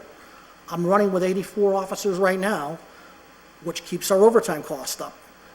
I have a sergeant and 2 patrolmen out right now that create overtime almost every day, especially during the summer while they're out. I would not recommend cutting staff, Counselor. Chief, we're in the midst of full throttle as we were last year at this time, and I asked you about returning overtime dollars to the general fund for next year. Is that possible? You'll be able to return any overtime dollars this year? We're projecting and returning about 60,000. From overtime? Correct. Okay. Thank you. Thank you, Mr. President. Thank you. Chief, Captain, thanks for coming down. So I have 2 questions. One is, we just heard from the DPW, it's kind of a similar question to what Councilor McGivern was asking, but I want to be a little bit more targeted and specific.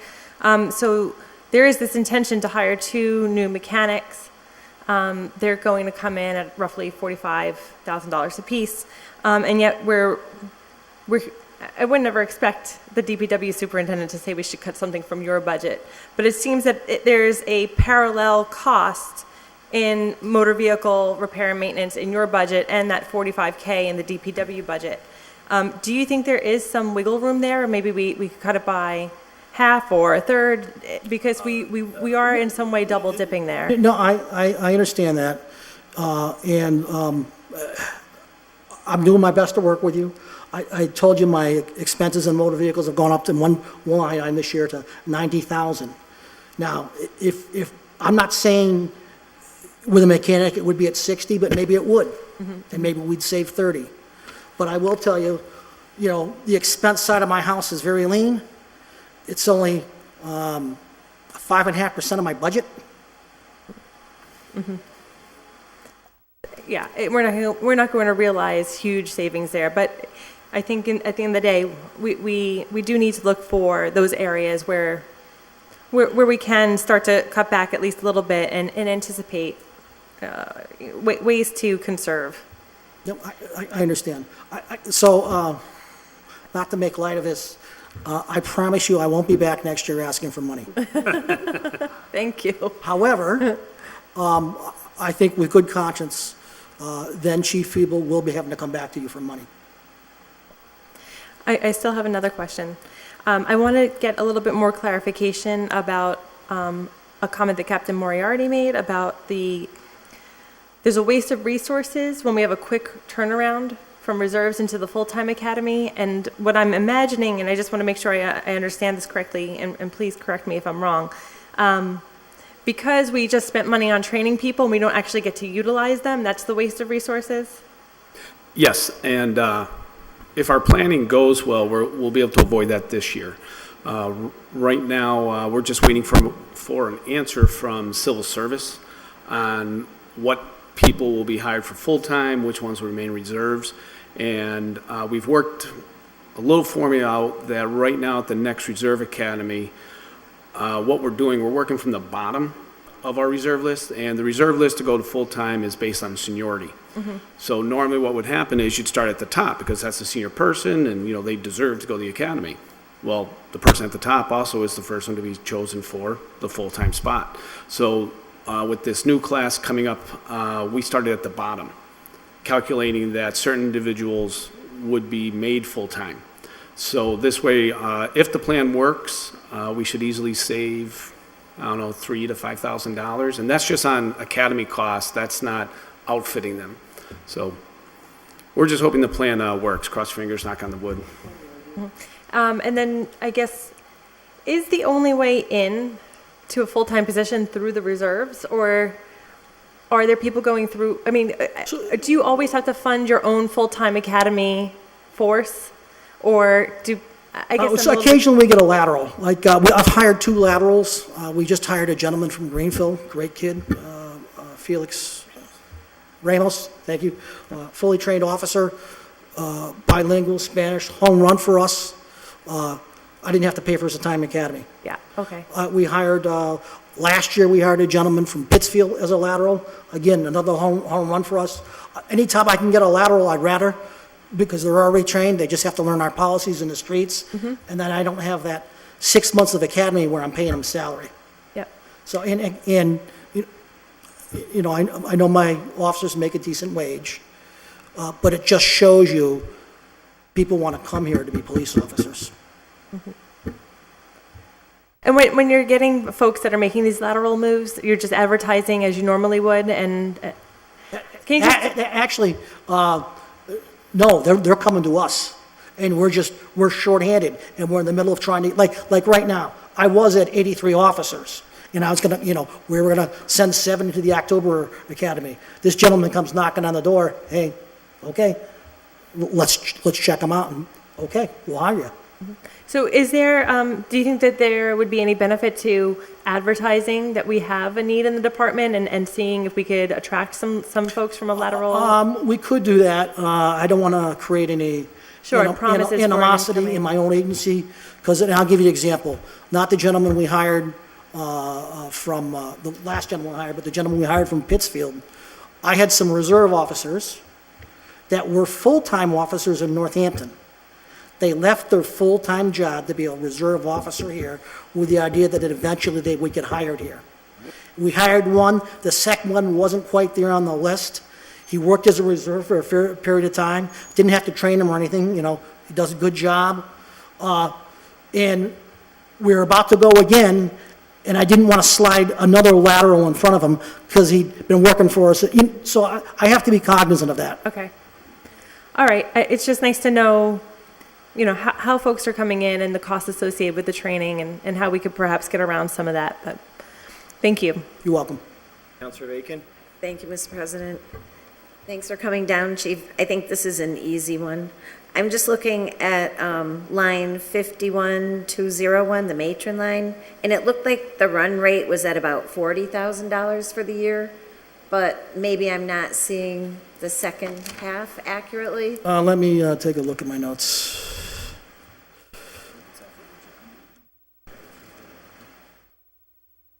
Because it was 37 in I have our 27. current balance in that account at $5,000. 5, so you're running at 45,000? So does that mean So, there's? no, I'm going to tell you, we spent 38,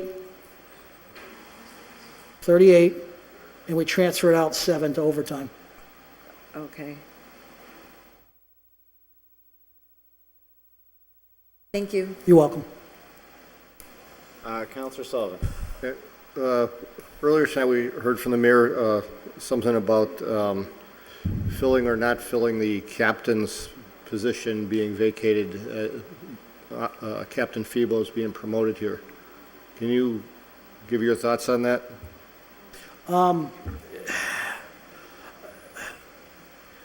There could be a cost savings if the city didn't fill that position right away. I would certainly encourage the city to fill that position. It's kind of important, and I'll give you an example. I came to Holyoke, myself, 4 captains, and I've just learned to make do, right? And so I talked to people who were before my time. I actually talked to the governor one time. We were just chatting. He was asking how things were going when I was early on. And he says, well, have they cut your command staff? I said, no, they haven't. Now, Holyoke used to have a deputy chief, and that would be a wonderful thing to have, because there's a lot going on when you're the chief. What I'm telling you is, if you don't staff it, at some point, it affects the ability of the other captains and what they can or cannot do because of the workload. I would encourage you to staff it. It's a matter of time when you fill the position. We are giving an exam. We've requested a civil service exam for all ranks. They'll be given one in the fall. The results of that would probably come out in the spring. That's how it usually works. Okay, thank you. Anyone else for the chief? Chief, just down on page 18, the 2 new ones, crime analyst and Marcotte Ford. Yes, so the crime analyst, I got axed, so to speak. Again, we were looking to, I hate to say it, put cops on dots, to look at crime patterns, but not just at one particular building. I wanted to be very specific. If it's one particular apartment, one particular person, one particular family, and through that analysis, put the resources there so we're not there all the time and take care of that particular problem. That's the value of the crimes analyst. Almost everybody across the country is going to that. It's, you're looking at data to drive what you're doing for police response. You're trying to be proactive as opposed to reactive and just, be an answer in the 911 call. But again, that's not in this budget. Again, it's kind of like, I wish I had 98 officers and we could really do some community policing along the same. And the other half of that, sir? The other one was the Marcotte Ford. Oh, the Marcotte Yeah. Ford. We were just That trying to was be there. creative. We're going, because we're struggling with our cars and trying to keep them running. So part of that was to go to Marcotte and say, if you were to take this over, what would it cost? Can you do this for us? And the fire department's in the same boat. Keeping those fire apparatus running is a very difficult task. And that, believe it or not, I believe takes even a higher level of certification than it does to be a police mechanic. Mr. President, can I ask, are you done? Yep, I'm all set, yeah. Okay. That's fine. No, I wanted to ask If they a were question, done. but I didn't know if you were done. All set. Go Okay. ahead. As we're talking about the crime analyst, I just thought of something. What's the educational background required for that? Well, we haven't rolled that out, but again, I think you're going to want somebody with at least a bachelor's with some type of computer background, and again, preferably in pulling data. Okay, so my follow-up question to that, or suggestion or opinion, and I'm putting my Holyoke Community College hat on, is are there currently any interns at the police department from Western New England University, from Westfield State, which are, at least for us at HCC, those are our biggest schools where we feed students for criminal justice. It's one of our We more usually important get majors. 1 or 2 interns a year. They're usually assigned to Captain Duguay, and they usually end up in records for a period of time. So I guess my suggestion would be that maybe instead of just looking at criminal justice majors, if you maybe start reaching out to some of the four-year colleges and some of the students that are doing computer science information, that could be a way to take a look at, some intern manpower, woman power, that could be of benefit. I would be hesitant to allow that type of intimate knowledge of the inside of our computers in our building to an intern who's not an employee. Okay. I would. Well, and that's fine, and I mean, you're the chief, and I respect that. I would agree to disagree, because, I mean, we have amazing interns all throughout our city doing work that are, and I'm talking about people that are juniors or seniors. I mean, I'm not talking about freshmen necessarily, but, folks that are already in the upper classes. So again, it's just something I'm throwing out there, and I know you had your hand up, so I didn't know if you wanted to comment on what I was saying. Oh, sorry. No, ma'am. Oh, I thought you were you're just taking your glasses off. Yeah, I'm Okay. fidgety. Sorry. That's fine. So that's it. It's just a suggestion slash opinion. Like I said, I just put my HSC hat on for a minute. Thank you. Thank you. Councilor Tallman. Yep. Thanks, Chief, for coming down, and Captain. One of my big questions every year is, having a fit department could save money in the long run, and I'm just really concerned about being on the Finance Committee. We always have transfers from, injured on duty. I'm just wondering how many officers you have right now injured on duty and how that is affecting our overtime. I have 3 officers out right now. Year to date, I've lost 658 shifts. And when an officer's out injured on duty, sometimes they have to be replaced, sometimes they don't. Depends, if they're in the detective division, they don't really have to be replaced. If a detective injures their knee chasing somebody or something along those lines. But if they're on patrol, they do. So I've lost 658 shifts this year, but the cost that it's created was $26,000 in overtime. Not 656 shifts. Because all those missed shifts, some we just ate. We didn't have to fill with overtime. But the ones that what we did have to fill with overtime cost us $26,000 in overtime, if that makes sense. It does. And any of these employees out for a substantial period of time? Sometimes it's a couple days. A lot of times when it unfortunately, I get guys and gals with meniscus and shoulder tears, and then they're off for a period of time. Part of the job, part of doing the job. Unfortunately, it's my officers do a great job every day. They're very heroic, but even when you have to use a taser on someone still has to go in there and put handcuffs on them. A few attaboys from my officers last week, tasers. If you'll remember, or I don't know if you, I was one of the first ones to bring tasers to Western Mass. I know everybody has them, but they didn't when I got here. I was one of the first ones to bring it. Just last week, there was a gentleman with a hatchet behind the door waiting for my officers. He came at my officers with a hatchet. My officers were perceptive. They handled the situation appropriately, and they used a taser, and were able to safely take him into custody. If we didn't have those tasers, my officers wouldn't shoot that gentleman. And none of my officers got hurt that night. Another value of those tasers. It doesn't fix everything, right, but it saves officers' injuries. It saves suspects' injuries. And this particular, it saved us from a giant lawsuit. Great tool. And again, so injured on duty is an area where we're always concerned about. But I hate to say it, we're going to have some breakage. Hopefully none of it's serious. Okay. Thank you. Anyone else for the chief? All right, Chief, thank you very much. We're going to miss you. Okay, We thank you for everything, and we have invited you in for a proclamation. I know you couldn't make it last Yeah. time, so if you can confirm that, we'd love to have you in and recognize you for it. Yeah, I would look forward to that. That'd be great. And again, I thank you for your time tonight. You know, I'm leaving the police department in competent hands with Chief Feeble. He will do an excellent job. I'm sure you'll be very happy with him. He'll be very responsive to your needs. You know, he was born and raised here. He knows the city very well.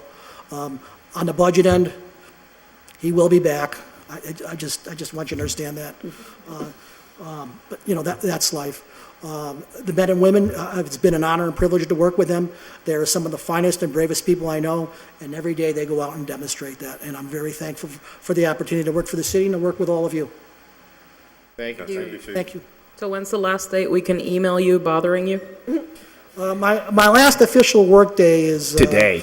I got about 3 weeks. Say that again? 3 weeks. 3 weeks, all right. Okay. We'll keep them coming. No. Good night, counselors. Thank you. Next, we'll keep going down the list, is the fire department. Commissioners want to come in as well? Take the open mics.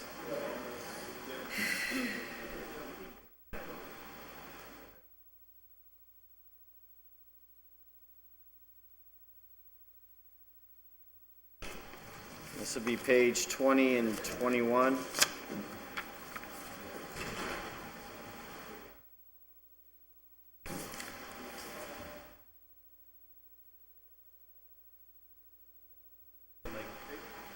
Good evening. As we have been doing it for all of the department heads coming in, if you want to just give a breakdown or a kind of what you're seeing or what you did with your budget, just like an intro, and then we'll open up for questions for other counselors, and we'll go from there. Just make sure the light is on if you're going to speak into the microphone. But thank you for coming tonight. All right, thank you. Good evening. I have my 3 fire commissioners with me tonight, so I'd like to introduce Commissioner Josh Garcia, Commissioner George Meddy, and Commissioner Jeff Trask. They're here to support the fire department and go through the budget process here at City Council. Holyoke Fire Department has 127 employees, provide fire and life protection throughout the city of Holyoke for 24 hours a day, 7 days a week. We have a fire prevention bureau that's second to none and modeled throughout the state on what we accomplish every day in the city for code enforcement and fire and life safety education within our schools. So I know the budget cycle, the budget here has been changed a couple times over the last couple meetings. There's been things going on. So I took the liberty of updating the budget and highlighting some line items on here. So I'd like to give at least one to you, council.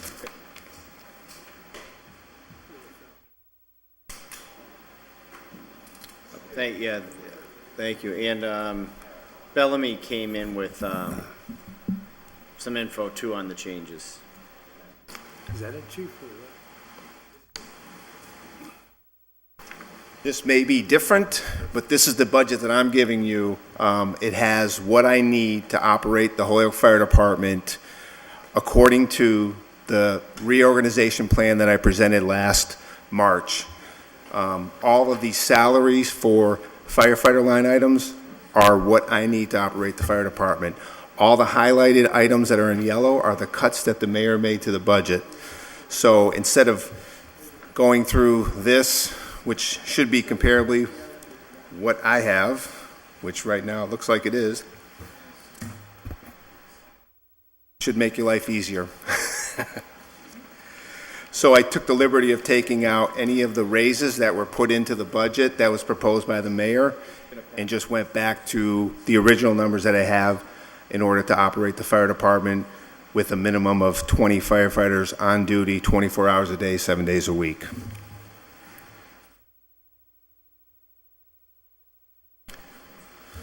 You know, there was 2 copies, just for clarification, so I gave mine up to pass around. Just by looking at them, it looks like it's the same as what we got from Bellamy. Yeah, it just doesn't have the highlighting.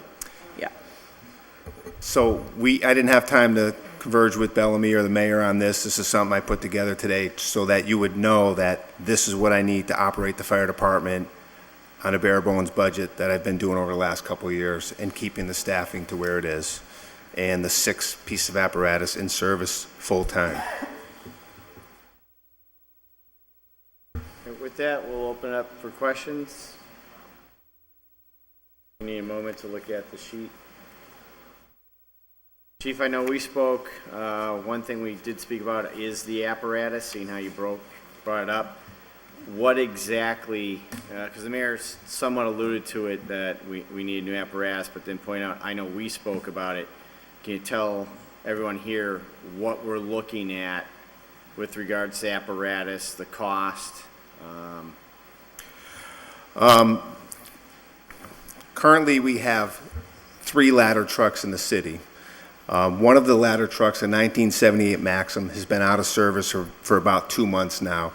The cost to repair that is not worth the price to actually repair it because it's so old and it's hard to even get parts for it. In fact, they'd have to manufacture the parts to fix it. So that, in essence, is going to be out of service forever now. 1978 ladder truck has none of the NFPA requirements for any safety features, and it's basically past its life service. The other 2 ladder trucks we have is a 2002 and a 2000 ladder truck. NFPA standards dictate that any frontline apparatus, frontline and 1 reserve, so 3. Okay. And that would that just give you like 1 front line and 1 reserve if you'd order this? Would that be enough for the city to be safe with the coverage? Well, actually, it would replace the reserve truck that is currently out of service, so we'd have to keep our truck 2 alive for another year and hope that makes its way through until the new trucks come in. Yeah. And in the maintenance, as you said, I know we've talked about this earlier, that they have to go sometimes out to Connecticut or Albany, New York, and there's a big cost for that, right? That's correct. They take it, well, in fact, when they take it out to repair it, they charge their service costs for all that, plus the mileage to take the vehicle there and back, and then the fuel. So it's an added cost for us. Not to mention the travel time takes up the time that we don't have the vehicle here in the city to have in service or in reserve. So there's been, over the last month, there's been a dozen times where we had 1 ladder truck in the city, our other frontline ladder truck is getting repaired, and our reserve is out of service. So we're running with 1 ladder truck, and we all know you need a ladder truck for elevated rescues in the city. We all know that. Oh, especially here, yeah. And the surrounding communities are very mindful of that, and we sort of got like a mutual agreement to help out if they need to. Correct. Fortunately, we have good relations with our neighbors, and whenever I know we're down to 1 ladder truck, I'll send a text to the fire chief of the other communities and let him know that we're down to 1 ladder truck and we may be calling. So it works out well, but it only works for so long. For so long, right. And the other part is equipment-wise, your men and women in the fire department pretty well equipped with the latest suits and gear as of right now? We just got a grant for some new turnout gear. We replaced as much as we could. There were 50 sets, but we're still looking at more grants to get more gear. Our SCBA, our air packs, those are at this point, I believe, 1 more year before they're out of service or they're out of compliance for date. So we have a grant out for that. We have our fingers crossed we can get that replaced as well through a grant process. But you're actually looking at a lot of money if you have to replace that stuff. Right. And that would be in a capital outlay. So is that something that's ongoing, they're trying to get these grants? You have somebody within your department that works on these grants? I do. Actually, Executive Officer Deputy Chief Preskopowski does all the grants. Since 2012, he's brought in $3,370,920 in grants since that time, so that's a pretty good number. Our SCBA replacement grant that is currently out that he put in for is for $394,000. So if we don't get a grant somewhere down the road, that's going to be another cost. He also put in for a ladder truck grant. So if we get the bond set up and then this grant is actually, we get this grant, that would save, he put in for $975,000. So We cut a big keep your fingers crossed. Yeah. And the other thing, looking at the bottom about the SAFER grant, are we still in compliance with that? And how does that work with the new employees hoping on basically retirement's coming up? And is that something that is online? I mean, is working out right now? Yes, actually, it's working great. As you can see, we exceeded our overtime 300,000. That was, I asked for 400,000 last year. It was cut to 3.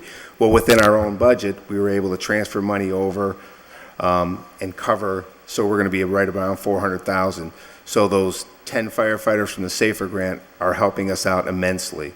That SAFER grant runs out in February 28, 2019, and that's reflected in this current budget as well, that from that point forward, we'll be paying for that. And then those employees come out of the city budget then, if they're staying on? I mean, you're hoping on some kind of retirees possibly covering that? I am not hoping that. I actually have this budget right down to what we need to operate the fire department in the city of Holyoke with 6 apparatus and 20 firefighters on duty 24/7. And do you look at this coming year as far as possible retirements? Have people come up to you and seen that we may have a few retirements coming and the costs associated with that? There are 3 potential retirements in this next fiscal year budget. Is that about normal? I mean, do you seem like you have a younger department now? A lot of the old timers are retired, so you'll have a number of years where you probably won't have a large number leaving? Correct. I'm the old guy now. Okay, thanks for your answers. Appreciate it. Thank you, sir. Councilor Bacon? Thank you, Mr. President. Thanks for coming down, Chief. Hey, I was wondering what the actual rate on the repair and maintenance for motor vehicles is, because we have the half year showing only. The rate for the expense? I don't know. The DPW ships out the vehicles.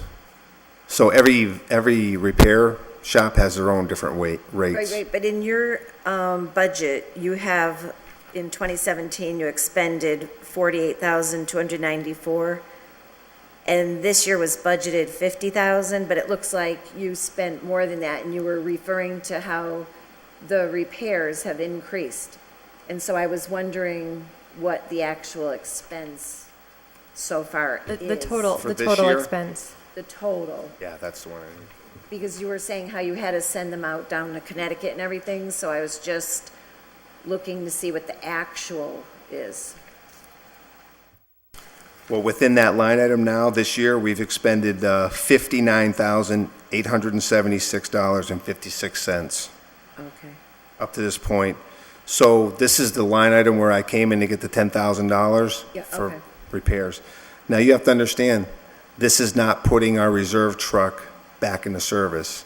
That thing is just sitting up at Station 3 out of service. This is fixing some of the other older ladder trucks that we have. The 1978 one, you're not. Correct. I get that, yeah. And I was just interested as to how it's playing in. So could you estimate, say in the last 6 months, how many times we've had to call for mutual aid from our neighbors? I cannot estimate, but on average, we're probably 12 times a year, so I'd say 6 times. Okay. No, I was just How's that? curious. I just didn't have any idea how frequent it might be. Thank you. You're welcome. Councilor Sullivan? Thanks, Chief. Just on 2 of the line items, 51,302, the hazmat overtime. I've only got it through the first half of the year. It was just over 1,000, and we're looking at 8,000 requested. That is for hazmat technicians. We currently have 3 state hazmat technicians on our department. Yep. When they go, that's the overtime money that we'll use for backfill because the state reimburses us that money. So that's basically a placeholder. They'll use that money and then it gets reimbursed back into the budget through the state for hazmat. All right, well, if it's getting reimbursed back in, I mean, do we need to have a line item of $8,000 for that in the budget? We do. It's for state hazmat. All right, even though we only spent 1,100 in the first 6 months, we've spent the full 8,000 as of. It depends. That's what we had budgeted last year was 8,000. We didn't. I don't think we've spent even close to that, right? If it says 1,000 here, that's what we spent so far. But there could be an incident tonight, for all I know, and all technicians are out. If it's not spent in there, it goes back to general fund. But whatever we spend in hazmat through the state gets reimbursed as well. So it's. Well, we've also got hazmat team standby down on another line for another 6,000. That's line 51910. And we are spending all of that, 3,000 at the first half of the year on a 6,000 budget and 6,000 in it again for next year. Excuse me, which line item is that, Counselor? Right, so 51910 is for the hazmat team standby, which is what I think we were just talking about. But then we also have up here line 51302 for hazmat overtime.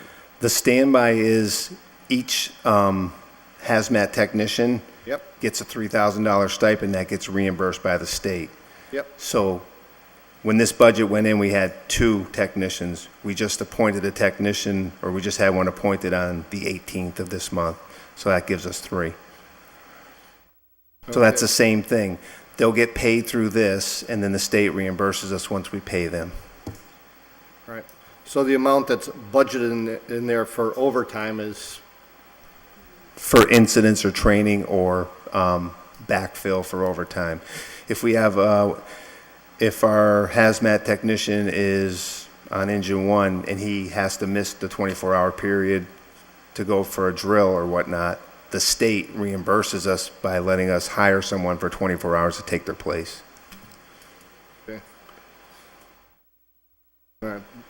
But in short, we've been running the last 2 years well below the budgeted amount. The previous year, we only expended 4,000, and as of 6 months for this year, we'd only spent 1,000. Yet we have 8,000 in the budget. So are you contemplating cutting that line item? So when I have to exceed that, we'll have to come back to city council for $2,000. The money's not getting lost in there. I guess that's what I'm trying to say. No, I understand It's that, tight but enough now. We're faced with having to make budget cuts also, and if something, if it does go over, we'd have to deal with it, yeah. Oh, I understand. I mean, I can tell you what the fire department budget was 5 years ago and what it is now. It's $1 million less. On the vacation and personal buyback, has that changed a lot? I mean, halfway through the year, it was only at $10,000, yet we had budgeted 200 for it. The buybacks? Right. So Does that all happen at the end of the fiscal year? Is that? yeah, contractually, those are for contractual buybacks for vacation time or sick time, and that happens in December. So that sits in there, and then when December comes around, the contractual buybacks are paid out of that. Not to mention, anybody who retires comes out of that line item, so their buybacks are out of that line item as well. So when you see me come in here for more funding for people who retired, it's because that line item is not sufficient. All right. So as of December 31st, we'd only spent 10,000 of it. Do you know what the balance is in that right now? In that line item? Yeah.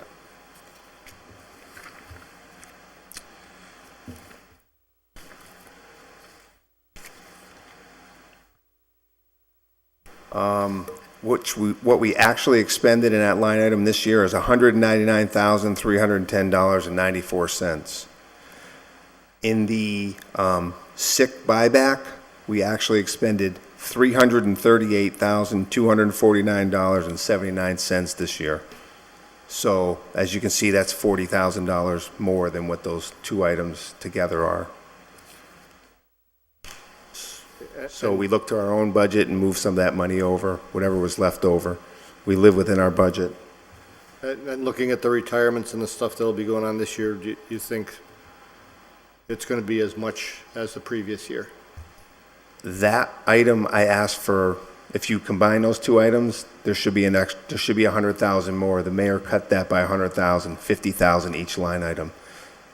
All right, so you're anticipating about 600,000 in retirement buybacks on sick leave and Correct. overtime.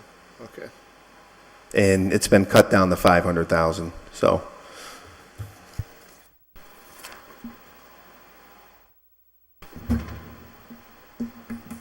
All right, that's all I've got.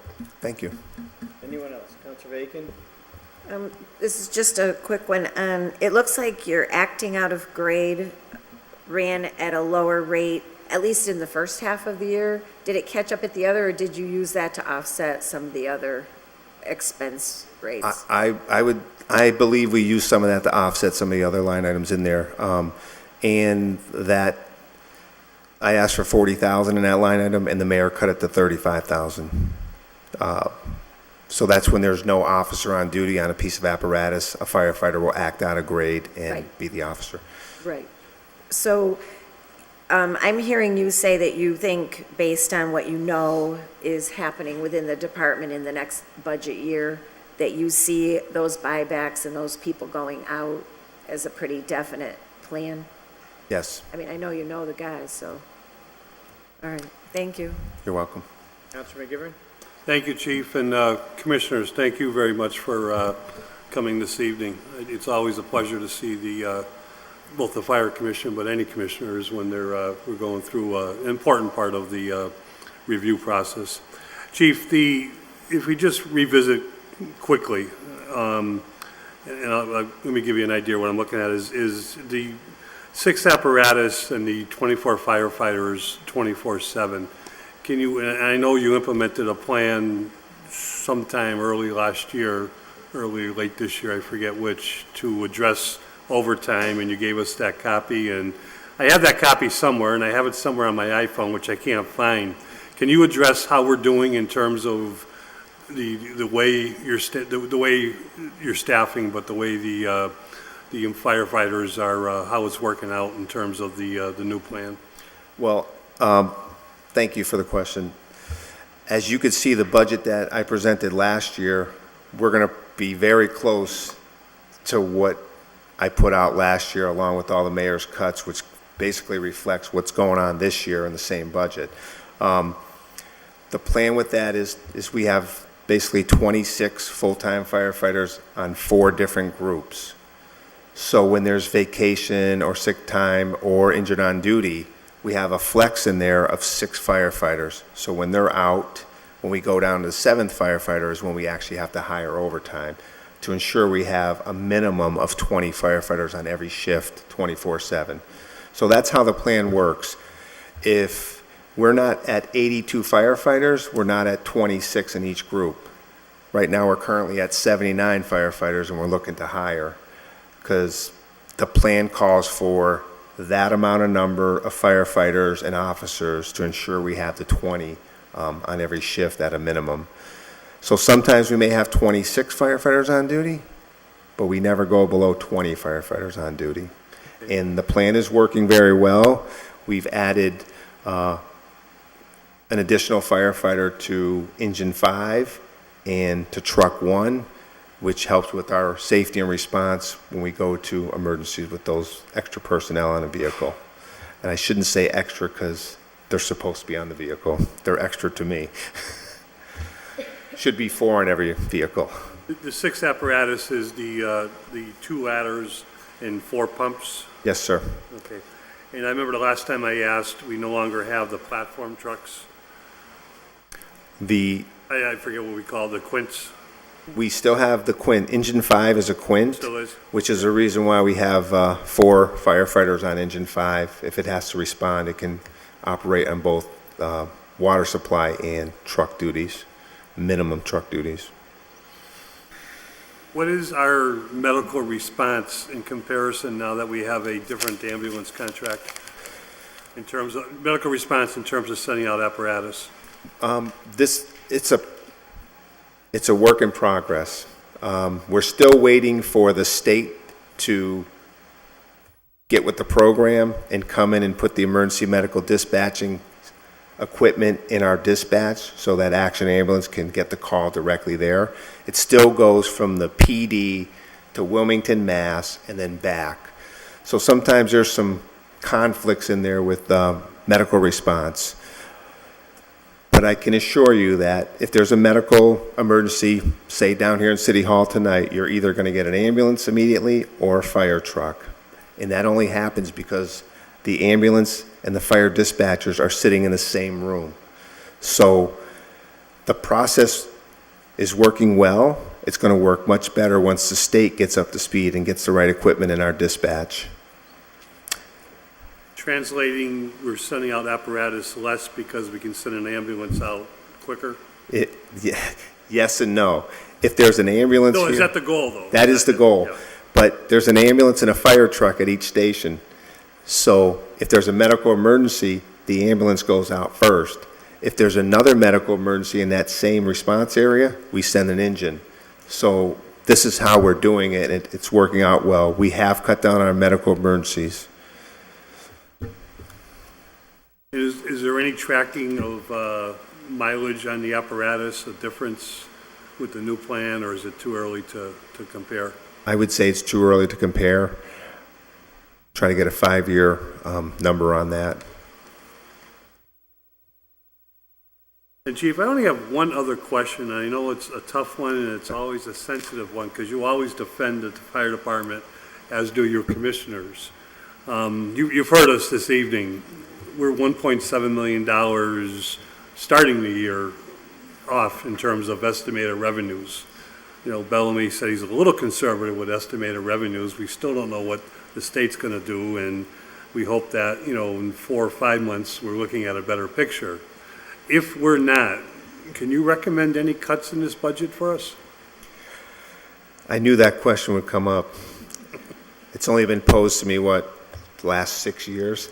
I think there is really nothing else to cut in the Holyoke Fire Department's budget. We are operating right on target, in my opinion, and if you look what we spent so far this year to what we had budgeted last year, I feel like we're going to come right in line again next year with the same numbers. My goal is to live within the budget and not come back here and ask for money, and I think I did pretty good. Came back for $10,000. I know you guys used to hate to see me coming here. It was always overtime, but that's... We were so overwhelmed, that passed unanimous. I know, I didn't have to say anything. I think we denied it first, and then he's like, no, that's mine. Like, oh, I gotta reconsider. Hey, the cops were looking, it looked like the cops wanted it, so I figured it was just going to go right through. We've had a difficult couple months with the fire union and the contract and what's going on, and that's back on the table, so it's not for us to negotiate or discuss. The impact of that contract, though, if it passed, would have been between $750,000 and $900,000 this coming year, this budget that we're reviewing. That would have possibly caused some serious looks at many budgets within the city. And the reason I ask that question, you know, with every review is, I've always said we start with our best foot forward. Our department heads should be fighting for what their department is about and what their services is about. The city council, I think, in my opinion, should be doing the same thing, but at the same time, we've got the whole book in front of us, not just 2 pages, and it's not an easy task for us. And we appreciate what you do. We appreciate the support of the commissioners, and I will always fight to maintain the services that we have, but anytime we can reduce something or save something, or if you can return something this year, if there's, the chief of police shocked me when he said he's going to give us 60,000 back in overtime money, especially the way they're spending it this month. Is there anything you can return this year, or do you project anything that will go into next year's budget? I have not looked at those numbers yet, but I'm sure there'll be something that we return. But we still have one more pay period left, so it's going to be difficult to give you an exact number. Thank you. Thank you, sir. Anything else for fire department? No? All right, Chief, thank you very much for coming in. I know we're trying to make the time a little better, but we do appreciate it. You're welcome. Thank you very much. Have a great evening. Thank you.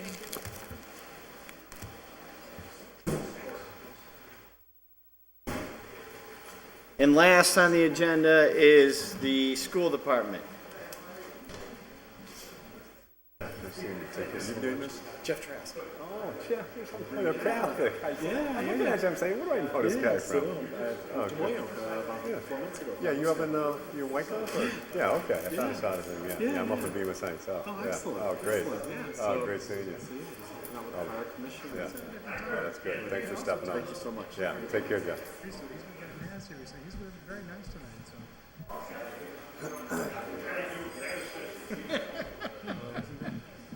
It worked out good, right? Yeah. Well, this budget, there's nothing you can cut. No, this budget is fair bones. Oh, yeah, it is. I sat with them this morning for playing the devil's advocate. We, put the screws to it. Now, the schools have this big, fat, rich budget. That's a different story.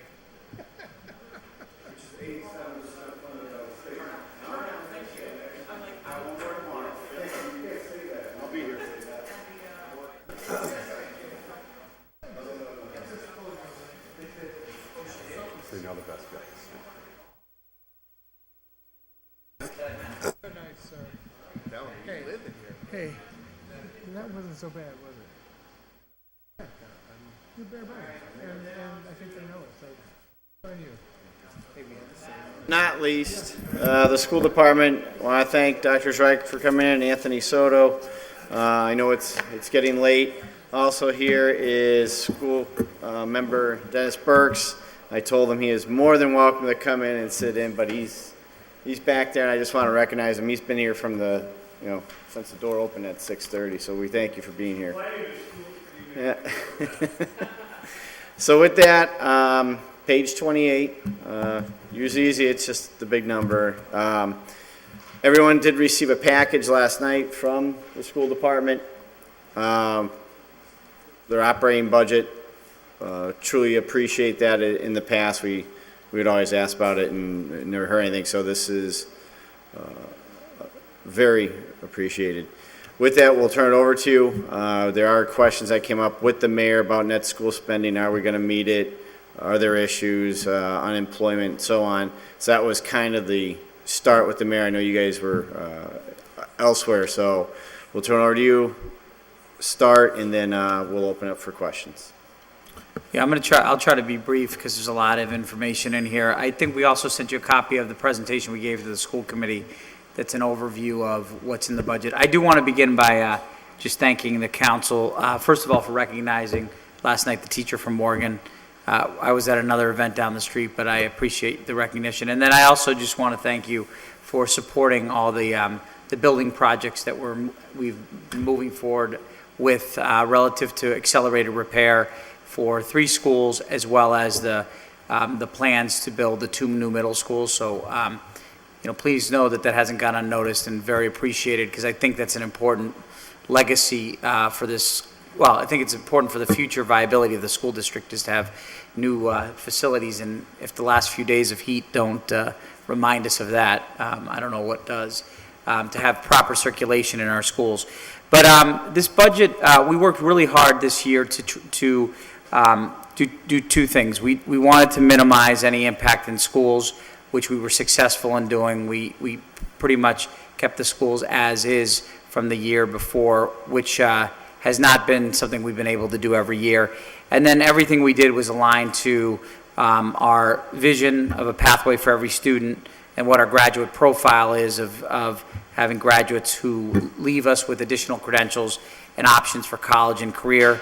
And then we had a series of priorities that we developed for the upcoming school year. And so the budget investments are aligned to that. And so this budget, I think it's important to note what this budget continues to do, which is level service to schools. We are anticipating a slight cut to Title I money, which is federal money we receive as a low-income district. That seems to be cut every year, so we projected that. We kept our class size ratios, which I know people want to see smaller class sizes, and I would love to do that, but relative to a lot of other districts, we've been fortunate to maintain our class sizes at generally a very manageable number, other than the high school, where the larger class sizes have been driven by some issues with scheduling, which we believe will be taken care of this year. We've met our salary obligations to staff. We had a new compensation system 2 years ago for teachers that we continue to invest in. And then we are on the brink, we think, of settling agreements with all our other unions.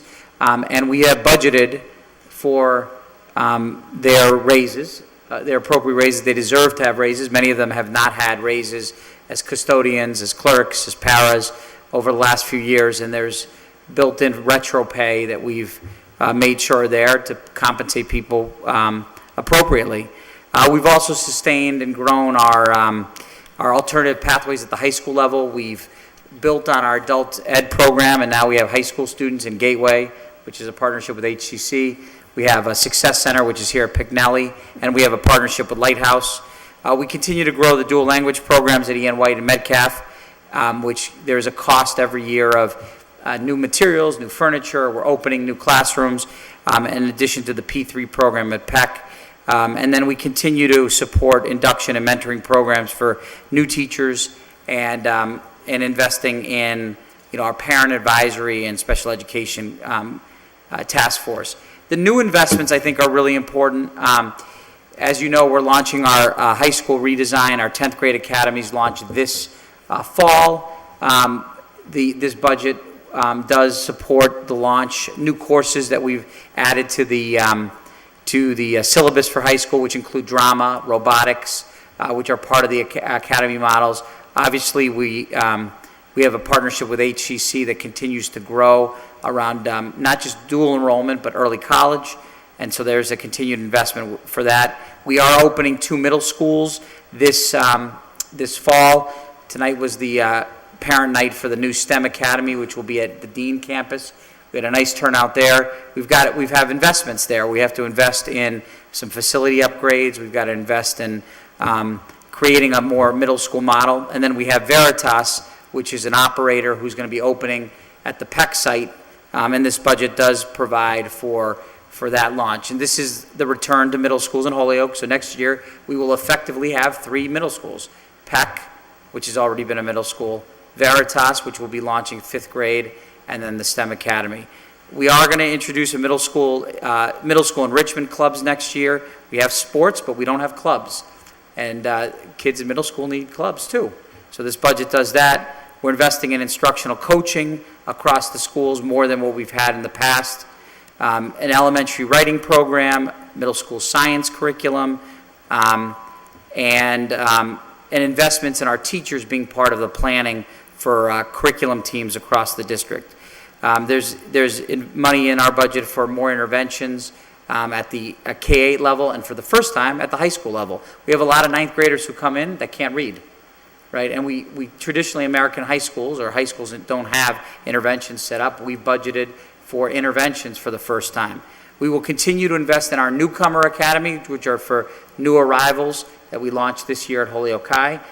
They get taught in part of their day in Spanish. The other part of their day is in English, but it's a way to gradually welcome newcomers, which thankfully we did because we had many more newcomers than we ever anticipated. And Mr. Soria, who will be going down to Kelly School to be principal, is looking to launch a middle school version of that at Kelly School this coming fall.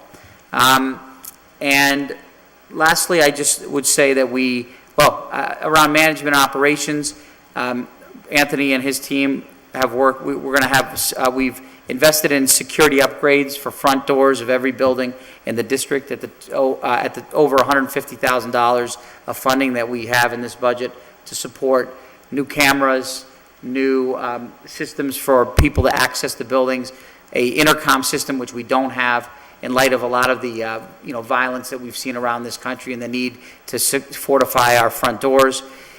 This budget does include a request for capital. The city still, for this current fiscal year, we're short still $300,000 from net school spending. Now, what we requested is that $300,000 be used to purchase new furniture for grades 1 to 5, as the schools have not had new furniture in elementary school for at least 25 years. And so we're proposing to use that investment, which the city does have until next year to provide that funding to us, but we are requesting that that's a request I made, and I've discussed with the mayor. And then just the last few things that this budget includes is we've separated out our parent engagement coordinator and our enrollment center. We still struggle with our enrollment procedures and getting students enrolled to school quickly, and and so we want to hire somebody to focus just on the enrollment of students, and then allowing the parent engagement person, which has been Ileana Cintrone, to focus exclusively on building relationships with parents in the community. And so I'm just going to stop there. I don't know, Anthony, if you want to just discuss, you want to add anything about the actual budget. I just wanted to give you a sense of what's in this budget, what we're sustaining. I'll just say this. We would be in a lot bigger, we'd have a lot bigger issues if we did not have some hurricane relief money that we're using to balance this budget. We got that money from the state later in this school year, and we expect to get some more for next year because the students arrive after the October 1st date, where Chapter 70 is determined for the next school year. And that allows us to, obviously we don't ever want to see another hurricane, but in this case, it has allowed us to balance our budget. We do forecast that we're going to have challenges like our neighbor in Chicopee has right now, as they're having to cut significantly. We've been able to, in this current year, maintain a lot of our programming and services, and as I just described, but the forecast is not pretty unless the state redos their foundation formula for education, which I know many of you are aware that there were teachers here a few weeks ago talking about the need to rethink the way that we fund schools. And cities like Holyoke are certainly negatively impacted by a formula that is not adequate for what our schools need. And in a city where we struggle just to meet net school spending, something drastic needs to happen with the way that public schools are funded in this state. I don't know if you want to add anything. Yeah, I would just echo a little bit of what Steve just mentioned. This budget year was very, very challenging to balance the budget, and I almost want to, foreshadow that next year is going to be really, really, really tough. If something doesn't change at the state level, where more funding is coming to the schools, there will be cuts. There could potentially be an increase in class sizes. Those are things that we are looking at right now. In your budget book, the numbers that you see in the budget that I had provided includes $3 million of one-time revenue that we for sure will not be getting again. So what that had done was it allowed us to, start thinking about what are we going to do, how are we going to solve that, and if health insurance continues to rise at the pace that it's rising, and charter assessments continue to rise at the pace that they're rising, and all these non-discretionary expenses continue to rise when revenue's flat and only going up by 0.6% every year, it puts us in a position where the only thing to do is to make cuts. We've done a lot over the last couple of years. Since the receivership has taken over, we've cut 24 positions from central office alone. And we've been able to limp along without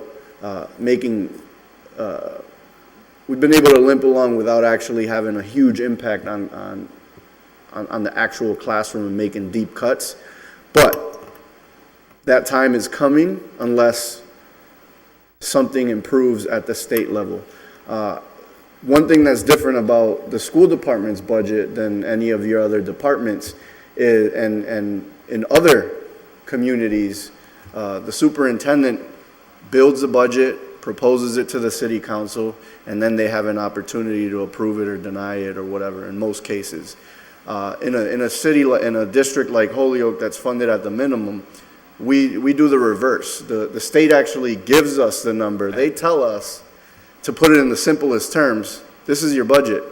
This is what you have to spend. You have to spend $82 million, and we're going to give you $71 million of that. The city has to kick in the rest. If you want that $71 million, then you have to spend 82. So we build up to the number that they give us. So we're always in this budget. I also have a five-year projection, and you can see that every year we have a deficit. So in no case are we looking for, additional revenue to balance the $6 million deficit that we're looking at, or balance a $4 million deficit.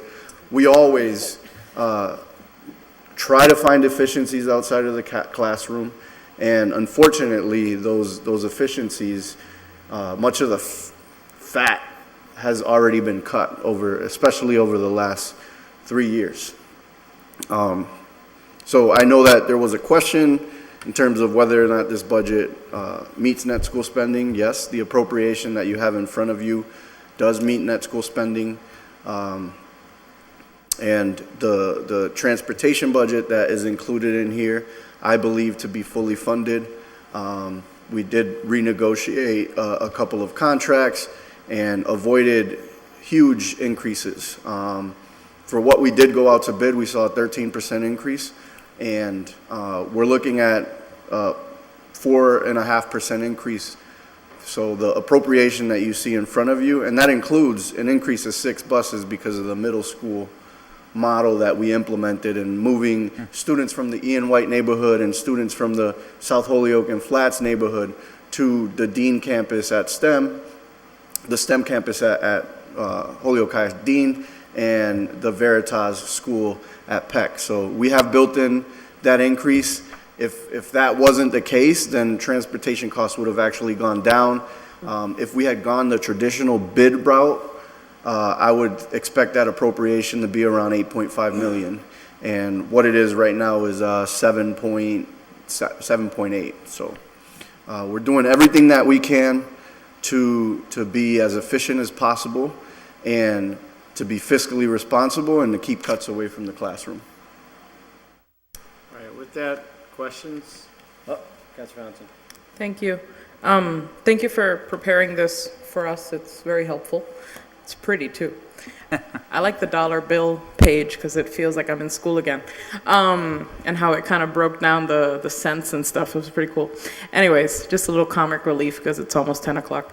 So a couple of questions. One of the things I probably get asked by constituents once every week or two is what is the current time frame for receivership? Like, when are we not going to be in receivership anymore? So can you comment on that? Because I do get asked that quite a bit, and I'm sure some of my other colleagues do too. I asked that question a lot myself. So, there isn't an exact set of criteria, but what has been articulated and what I believe is necessary too is, sustained growth in a number of important categories, and that would be academic outcomes, non-academic outcomes like discipline, attendance, parent satisfaction, student satisfaction in the schools, and then obviously academic outcomes. It's also about our operational systems, our hiring systems, and that the infrastructure be strong. So that while there isn't an exact answer, and Friday the commissioner comes to meet with the mayor, the new commissioner. We have a new commissioner who was the receiver in Lawrence, and I'm sure that discussion will happen again. How do we move the system out of receivership? So I think it has to be sustained over a period of time, and we're not close to that yet. And I think we made progress in some areas, and some areas we're stagnant and stuck. So I think when the commissioner, who's now deceased, first came here, he said it was going to at least take 5 to 7 years. And we just completed year 3.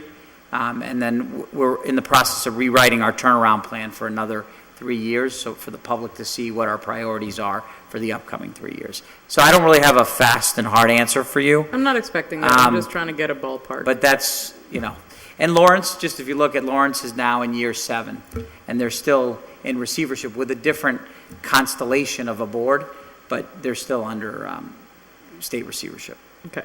I have a couple questions. Sure. My next one is, what is the administration of Holyoke Public Schools doing to work on the retention of our teachers? Yeah, so a couple things. We're working with, and when we say retention, it's about retention of the right folks. We want the people who are our best, most talented teachers we want to keep in the system. And so we do a number of things right now. We have incentives for advanced and master teachers who get extra compensation for extra work that they do. And so we now, this year, have 11 teachers that get that advanced teacher designation, and we will have likely 1 master teacher. So we incentivize people who are our most talented teachers. We have created more leadership opportunities in the district to serve on committees where people do get compensated for their time, and they can have more influence on what happens throughout the system. And then, I pledged to work with the teachers union to see one of the challenges we have is our salaries, because we're still not the most competitive, and our teachers work more hours than many of the local communities. And working in Holyoke is more challenging as well. So one of the things I pledged with Pete McAndrew, who was here not too long ago, is this summer to begin to look again to see at our compensation scale, especially at the far end of the scale, whereas where I get the most critique from teachers is that we're not as competitive at the higher ends of the scale for veteran teachers who are 15 plus years in the system. And so tied to retention of teachers, what are we doing to work with the morale of our staff at the Holyoke Public Schools? Well, morale is dependent on, I think you see a vast, there's a lot of variety in morale across schools. If you look at our surveys, which are publicly, you can view on our website from staff, we have some schools where the morale is very high. And a lot of it comes down to the leadership of the school, and people want to work for strong leaders who build a sense of community at the school. And then we have some schools where the morale isn't very good. And so what we work to do is we have to find the right leaders for those schools. Teachers also talk about resources being having an impact on morale, so that's something we've invested in this budget. I think student discipline can be a challenge with morale, and so improving our systems around discipline in schools so that they're safe and there's more structure. We need more structure in our schools. But I think the most important thing, in my opinion, is who the leader of the schools are. And so we have buildings where the satisfaction rates are over 90% from teachers, and then we have rates that are in the 50% range, which are concerning. So we've got to make a lot of our investment is how do we train our leaders to build a culture and climate where people want to be, because otherwise people follow leaders. They do, and the best teachers follow leaders, and we see that within our system all the time as teachers move schools to work with the person that they want to follow. What's the current graduation rate right now?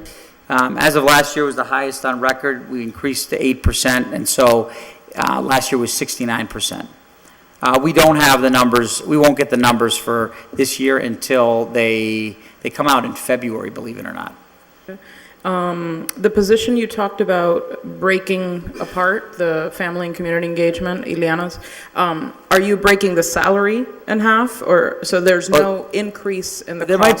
There might be a slight increase, but it's definitely two lower salary positions, one to run our enrollment center and one to focus exclusively on parent engagement. What's a slight increase?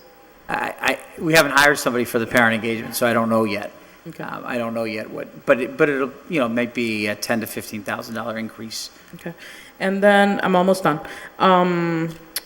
The last question I had is also one that I get from constituents, and actually, I haven't received it as a question, I've received it as a statement, so maybe you want to comment on it. The last thing I heard 2 weeks ago from somebody who was very upset was, did you know that the two new middle schools that are going to be opening in Holyoke are charter schools? I love the rumors. I'm giving you the opportunity to address that. I'm going to address that. So the reason people say that is because the operator of the Veritas School, which is just starting its first year, runs a charter in Springfield. Yep. They are not a charter, though, in Holyoke. They're operating under the Holyoke Public Schools, so they're not operating as a charter. Whether they will be occupying one of the middle schools or not, it's too early to tell. Depends on how they do. I mean, if they're effective and it's working for kids, then that, as an operator, they'd still have to have a contract with the Holyoke Public Schools, not as a charter. And then I don't know anything about any other charters running middle schools in Holyoke. So we don't have any charters in working under the auspices of the Holyoke Public Schools. The only charters are Paulo Freire and Holyoke Community, which I have no oversight over. Yep. Thank you so much. So I'm actually going to ask a follow-up question. Yep. So as an operator, can Veritas, or does Veritas operate under a for-profit model as opposed to a different type of model? They're not. They do not run a for-profit model. No. Okay. Now Sabas runs a for-profit model, but not Veritas. They're their own entity, and it's a non-profit organization. Okay. Because I think I was hearing very similar rumors. Going through the packet that you put together here, it talks a lot about increasing salaries as teacher salaries as a device to increase retention. However, when I look through each of the individual schools, it seems that there is, in general, slight decreases in staffing size. And I just wanted to see if you could speak to, whether or not the plan to increase salaries is being implemented, if you find it effective, if we are seeing the decrease in staff size, or if the decrease is due to something else entirely. Well, we have a compensation system for teachers right now that gives people increases if they're proficient on their annual evaluation. And so, yes, we're implementing an increase every year for proficient teachers. That being said, as I was saying before, I worry. I want to make sure it's competitive with local communities. Springfield has just upped their salaries, and then suburban communities pay even, like I said, for maybe at the same rate or same number, but teachers may work fewer hours, and that's a factor for some working parents. Yeah. And that's something we have to take into consideration. I'm not aware that staffing sizes have shifted. Schools can use their discretion. We give school teams discretion over their discretionary money. We haven't changed the per pupil. Our class size ratios. So we're still allocating them the same number of staff for the number of students. But then schools are given a chunk of discretionary money, and they can use it to invest in staff. They can choose to invest in programs. They can choose to invest in materials, technology. We want to give that autonomy to schools. Okay. So that might speak to what some of the differences are. Yep. Can I just add to that? As you're looking through the budget book and you see the numbers in the schools, one of the things that may impact the numbers from one year to the next is enrollment. So just because salaries went down doesn't necessarily mean that there was a reduction in staff. It could be that enrollment is down. For example, at Morgan, they're down 3 grades. So when you look at 18 salaries versus 19 salaries, you're going to see a reduction in salaries, but that's because the staffing moved to another school. The same holds true for Ian White, and Kelly's losing a 5th grade as well. So it's hard to draw a true comparison from one year to the next when you're looking at those numbers without factoring in the shifts in enrollment. Sure, thank you for that. That actually helps a lot. And Anthony, since you're speaking, I just want to congratulate you on the budget. I know that I've met with you a couple of times about the transportation budget in particular, and you were showing me projections, and I know you worked really hard on it, so I just want to publicly recognize the work that you put into this. And then finally, just based on the comments that you presented this evening, I'm really happy to hear that you're making the investment in a person that's going to be dedicated to enrollment.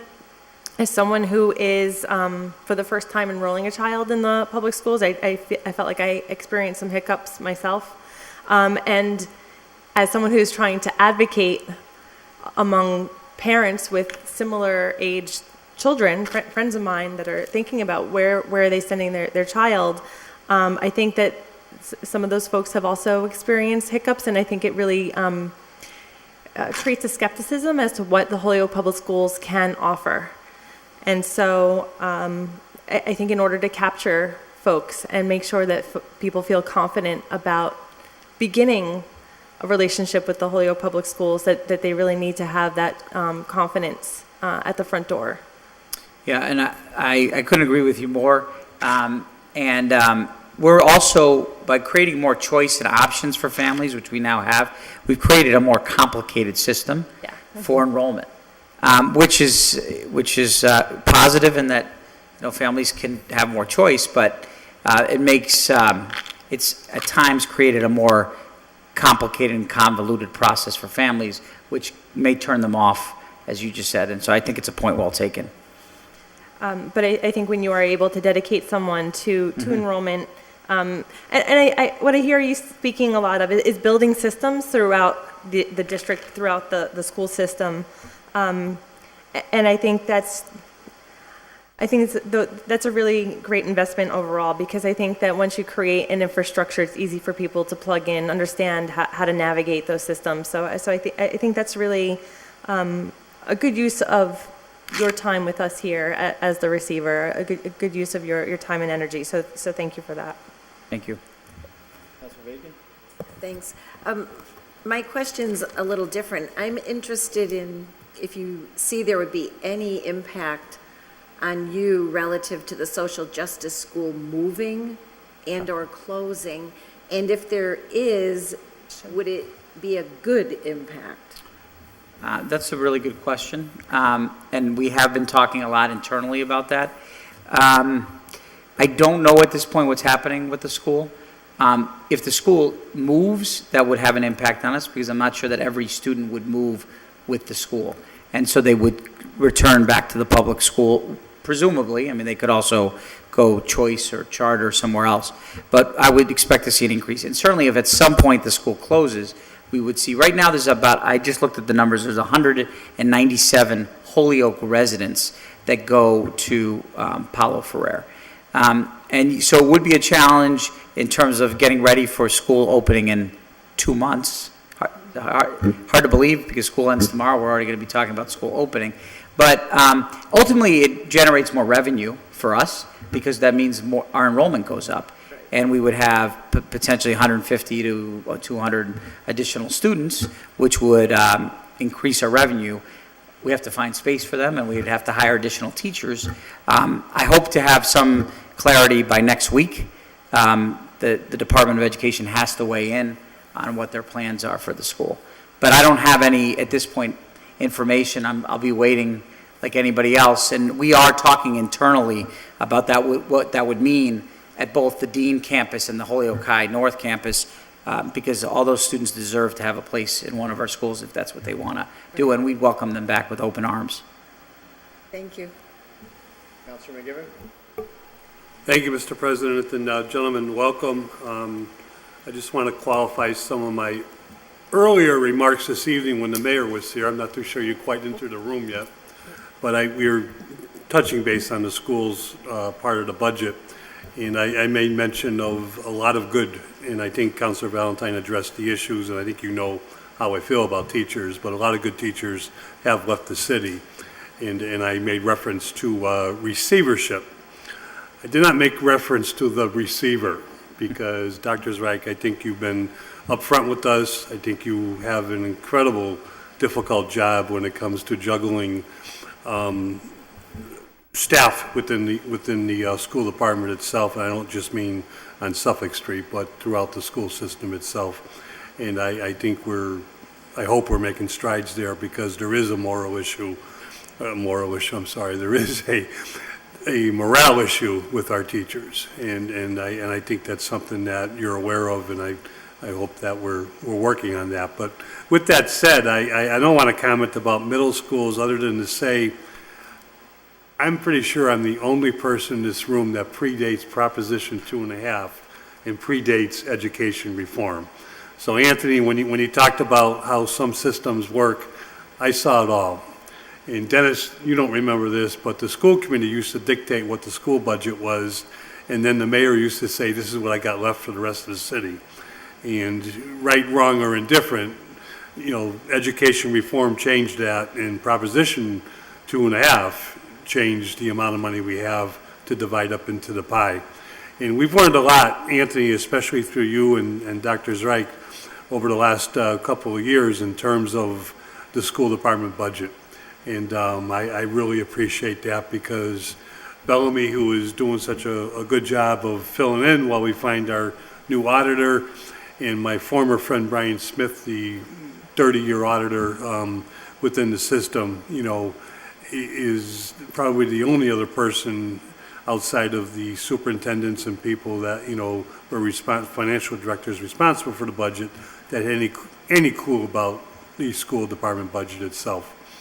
And with that in mind, the only two areas I want to touch base is Anthony, you and I met earlier this year, but you've taken over unemployment as far as the budget goes. And I think we all agree that that's the right thing to go. But when you mention layoffs, that's a big impact, as you know, because we are self-insured for unemployment.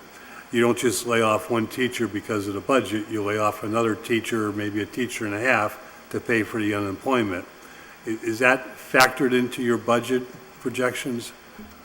The layoffs that I was referring to would be during the FY20 budget cycle. Okay. This year we were able to avoid that because of the hurricane relief funding that we got. Rather than investing and spending it, we used that to avoid big layoffs. Okay. What the comments that I was making is kind of foreshadowing that next year in FY20, when we do come back to the table, the situation is, I think, going to be, conversation will be a little different. Okay. If the projections do get closer as next year, fiscal year goes by, I strongly encourage that we have some dialogue. Yes. Prior to the budget, review in June of next year, and that we start preparing for that, because that could be major. You mentioned the 24 reductions of people on an administrative portion of Suffolk Street. Is that reflected in the budget for Suffolk Street, or is salaries about the same dollar-wise? It's reflected in the budget.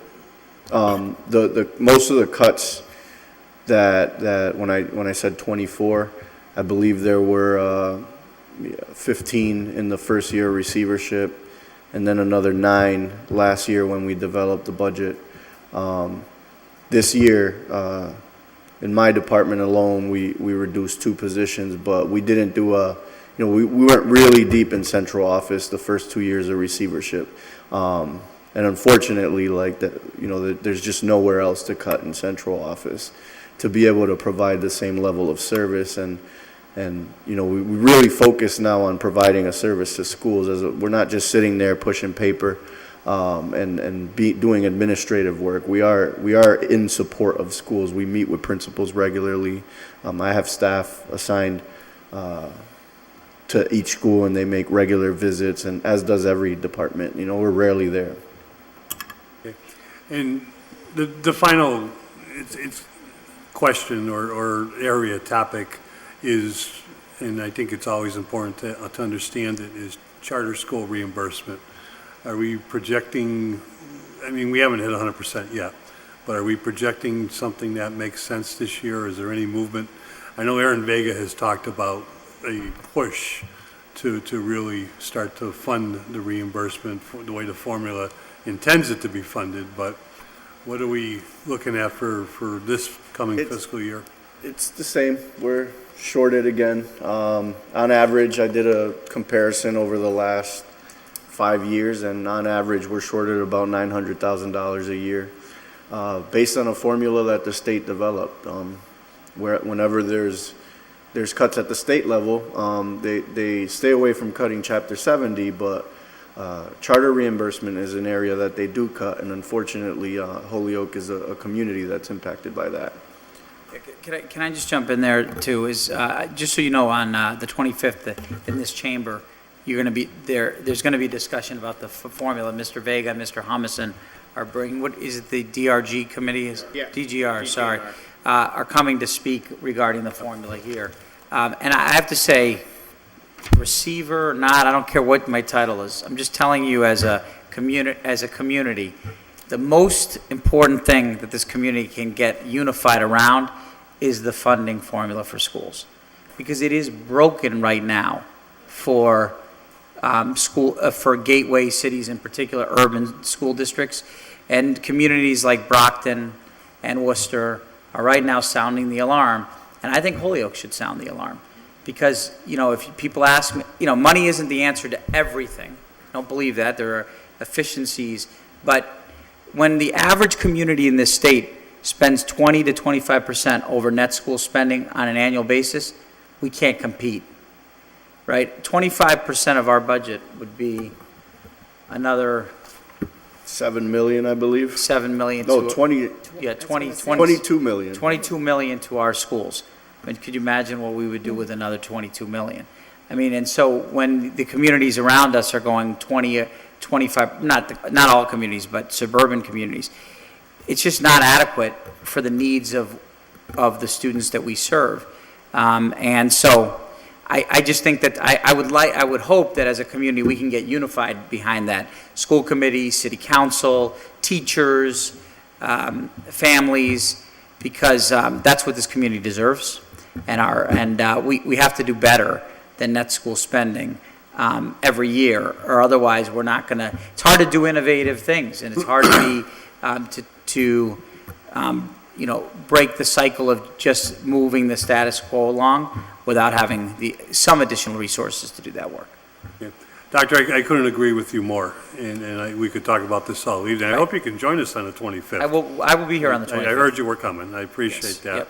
And when I refer to you as the receiver, I do so, I think that we're lucky that, not about receivership, but I think that we're lucky that we have you sitting in that position of being the receiver, or being the, you know, our superintendent during the time that we are under receivership. And I mean that, you know, from the work that we've done together over the past couple of years. And we do, and it's not just the formula doesn't work, and it's not fair. There's an injustice to the formula. I affectionately call the town across the river here, South Hadley, where a lot of friends have moved for different reasons, and a lot of Hoyokers have moved for different reasons, as Ward 8. You know, there's 7 wards in Holyoke, and South Hadley is Ward 8. The formula doesn't reflect that we don't create poverty, we service poverty, and we do a good job at it. I think we do a lot in terms of a city, in terms of housing, not by demand, but because of what we are. We do a lot in terms of services, you know, of social services beyond schools, you know, because the need is there. And I think we do a lot in the school department because of the demands of poverty when it comes to special education and other higher, you know, demands in terms of what poverty brings. And I think suburban communities aren't without some responsibility to pay for that, because they ran from it in some cases. And I think that the responsibility, to pay for the demands of what we face, belongs to everybody. And that formula, I agree, needs to change, and that's the message that I will always carry. Will it change the formula? Who knows? But maybe someday people will wake up down in Boston and send us the help that we do need. But thank you for the work that you do, and thank you for the transparency in terms of the budget process, and it makes our job a little bit easier. Thank you. Thank you, Mr. President. Thank you both for coming down tonight and to give us a better understanding of the school budget. And Anthony, thank you for the work you did with the school transportation budget. It really seemed that things worked out well with that. And Dr. Zreich, one big thing is, as a community is the stronger schools we have, the stronger community we have. And I know a lot of people look to the schools if they're willing to purchase here, build a business here, have a home here, and raise a family. What is being done, and I know you're working on it, and I get the emails about parent involvement and school involvement. How is that going as far as the last few years with getting people, because a lot of these students are from homes that are, in tough situation. I'm just wondering how that's doing to increase the attendance and the attitude of students coming to school. Yeah, well, last night we had a celebration of our parent volunteers and an appreciation for them. We had, over 100 people there at the War Memorial. It was every school recognized their parent volunteers. We're a little lean. We're a little too lean in engagement at the high school level. And then we have some schools that just do an extraordinary job. Lawrence School is an example. There must have been 30 people from Lawrence last night. So again, we have pockets of where it's really strong and then pockets where we have to improve. One thing that I've been really pleased to see this year is we have parents who are playing very strong roles in different committees that we have. We had a special education task force where we had a series of parents who were on it. We have this equity coalition that's been meeting, and there are parents that have been part of those conversations. And and I meet every month with the presidents of the PTOs of every school. And this year we had pretty consistent attendance from 10 out of the 11 schools. And that was not, we struggled at first. Actually, Dennis Burks was the one who launched that a few years ago. And so, it's incremental. I also think, I've said this before, I've said this more recently, we've got the way parents engage, though, is different today than it was 10 years ago. People don't have time to actually physically be present in schools. If somebody judged me as a parent, I'm at Holyoke all the time, so I'm not meeting my child's teacher. The way parents are telling us they want more social media connection, more texting, and to be engaged in that way, because people just don't have the time. They work, they're juggling multiple jobs, they're struggling with a lot of, and being present at an event does not necessarily, if you're not present doesn't mean you're not engaged. We have to use different methods now.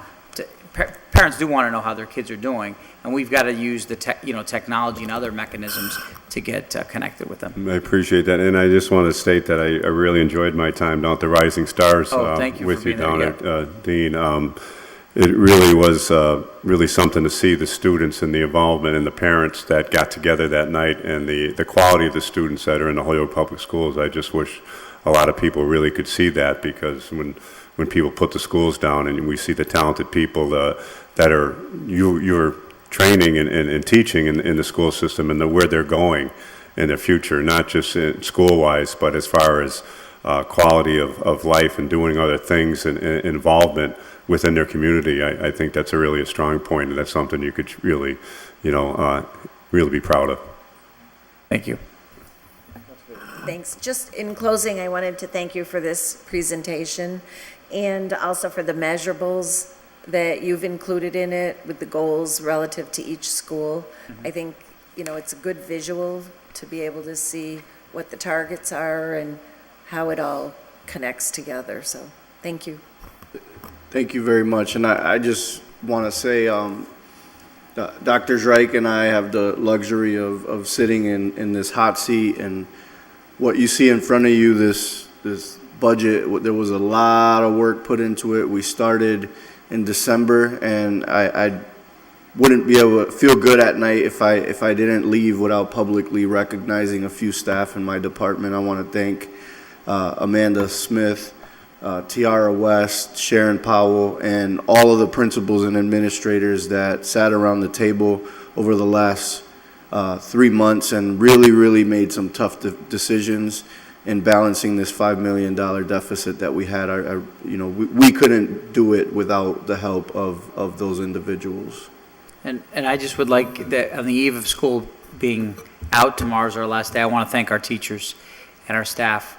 We have some of the best staff and educators in the Commonwealth, and they have a tough job. It's been a long year, and I hope they get the rest and they can recharge to come back in the fall. But I do want to thank the entire staff of the Holyoke Public Schools for a strong year, and thank them for their service to our children. And we wish our students a wonderful summer. And we will have close to 1,000 students in summer programming, which is 20% of our overall population, which is a pretty good number. And so starting July 9th, our programs begin for the summer. Thank you. Thank you very much. It's only a hot seat because the AC is not working in here for some reason. No, it's I think they With that, seriously, thank you very much. This is something that we've always been looking forward to in the sense of trying to get down to these numbers, and you two have just made it easy, and like your staff and stuff to make it the way it is. So we do appreciate it. I know it is late. We were trying to get it in, but it's something that we don't not recognize. We truly do appreciate it. So thank you very much. With that, we've gotten everyone. There's one more tomorrow. I know there is some conflicts for other people, but tonight there were 9 members here, so I do appreciate that. One more round tomorrow, and then on the 26th we'll do the budget. If need be, the 27th is there, if need be. Okay? All right. And as I mentioned, I won't be able to be here tomorrow. I had another commitment, but yeah.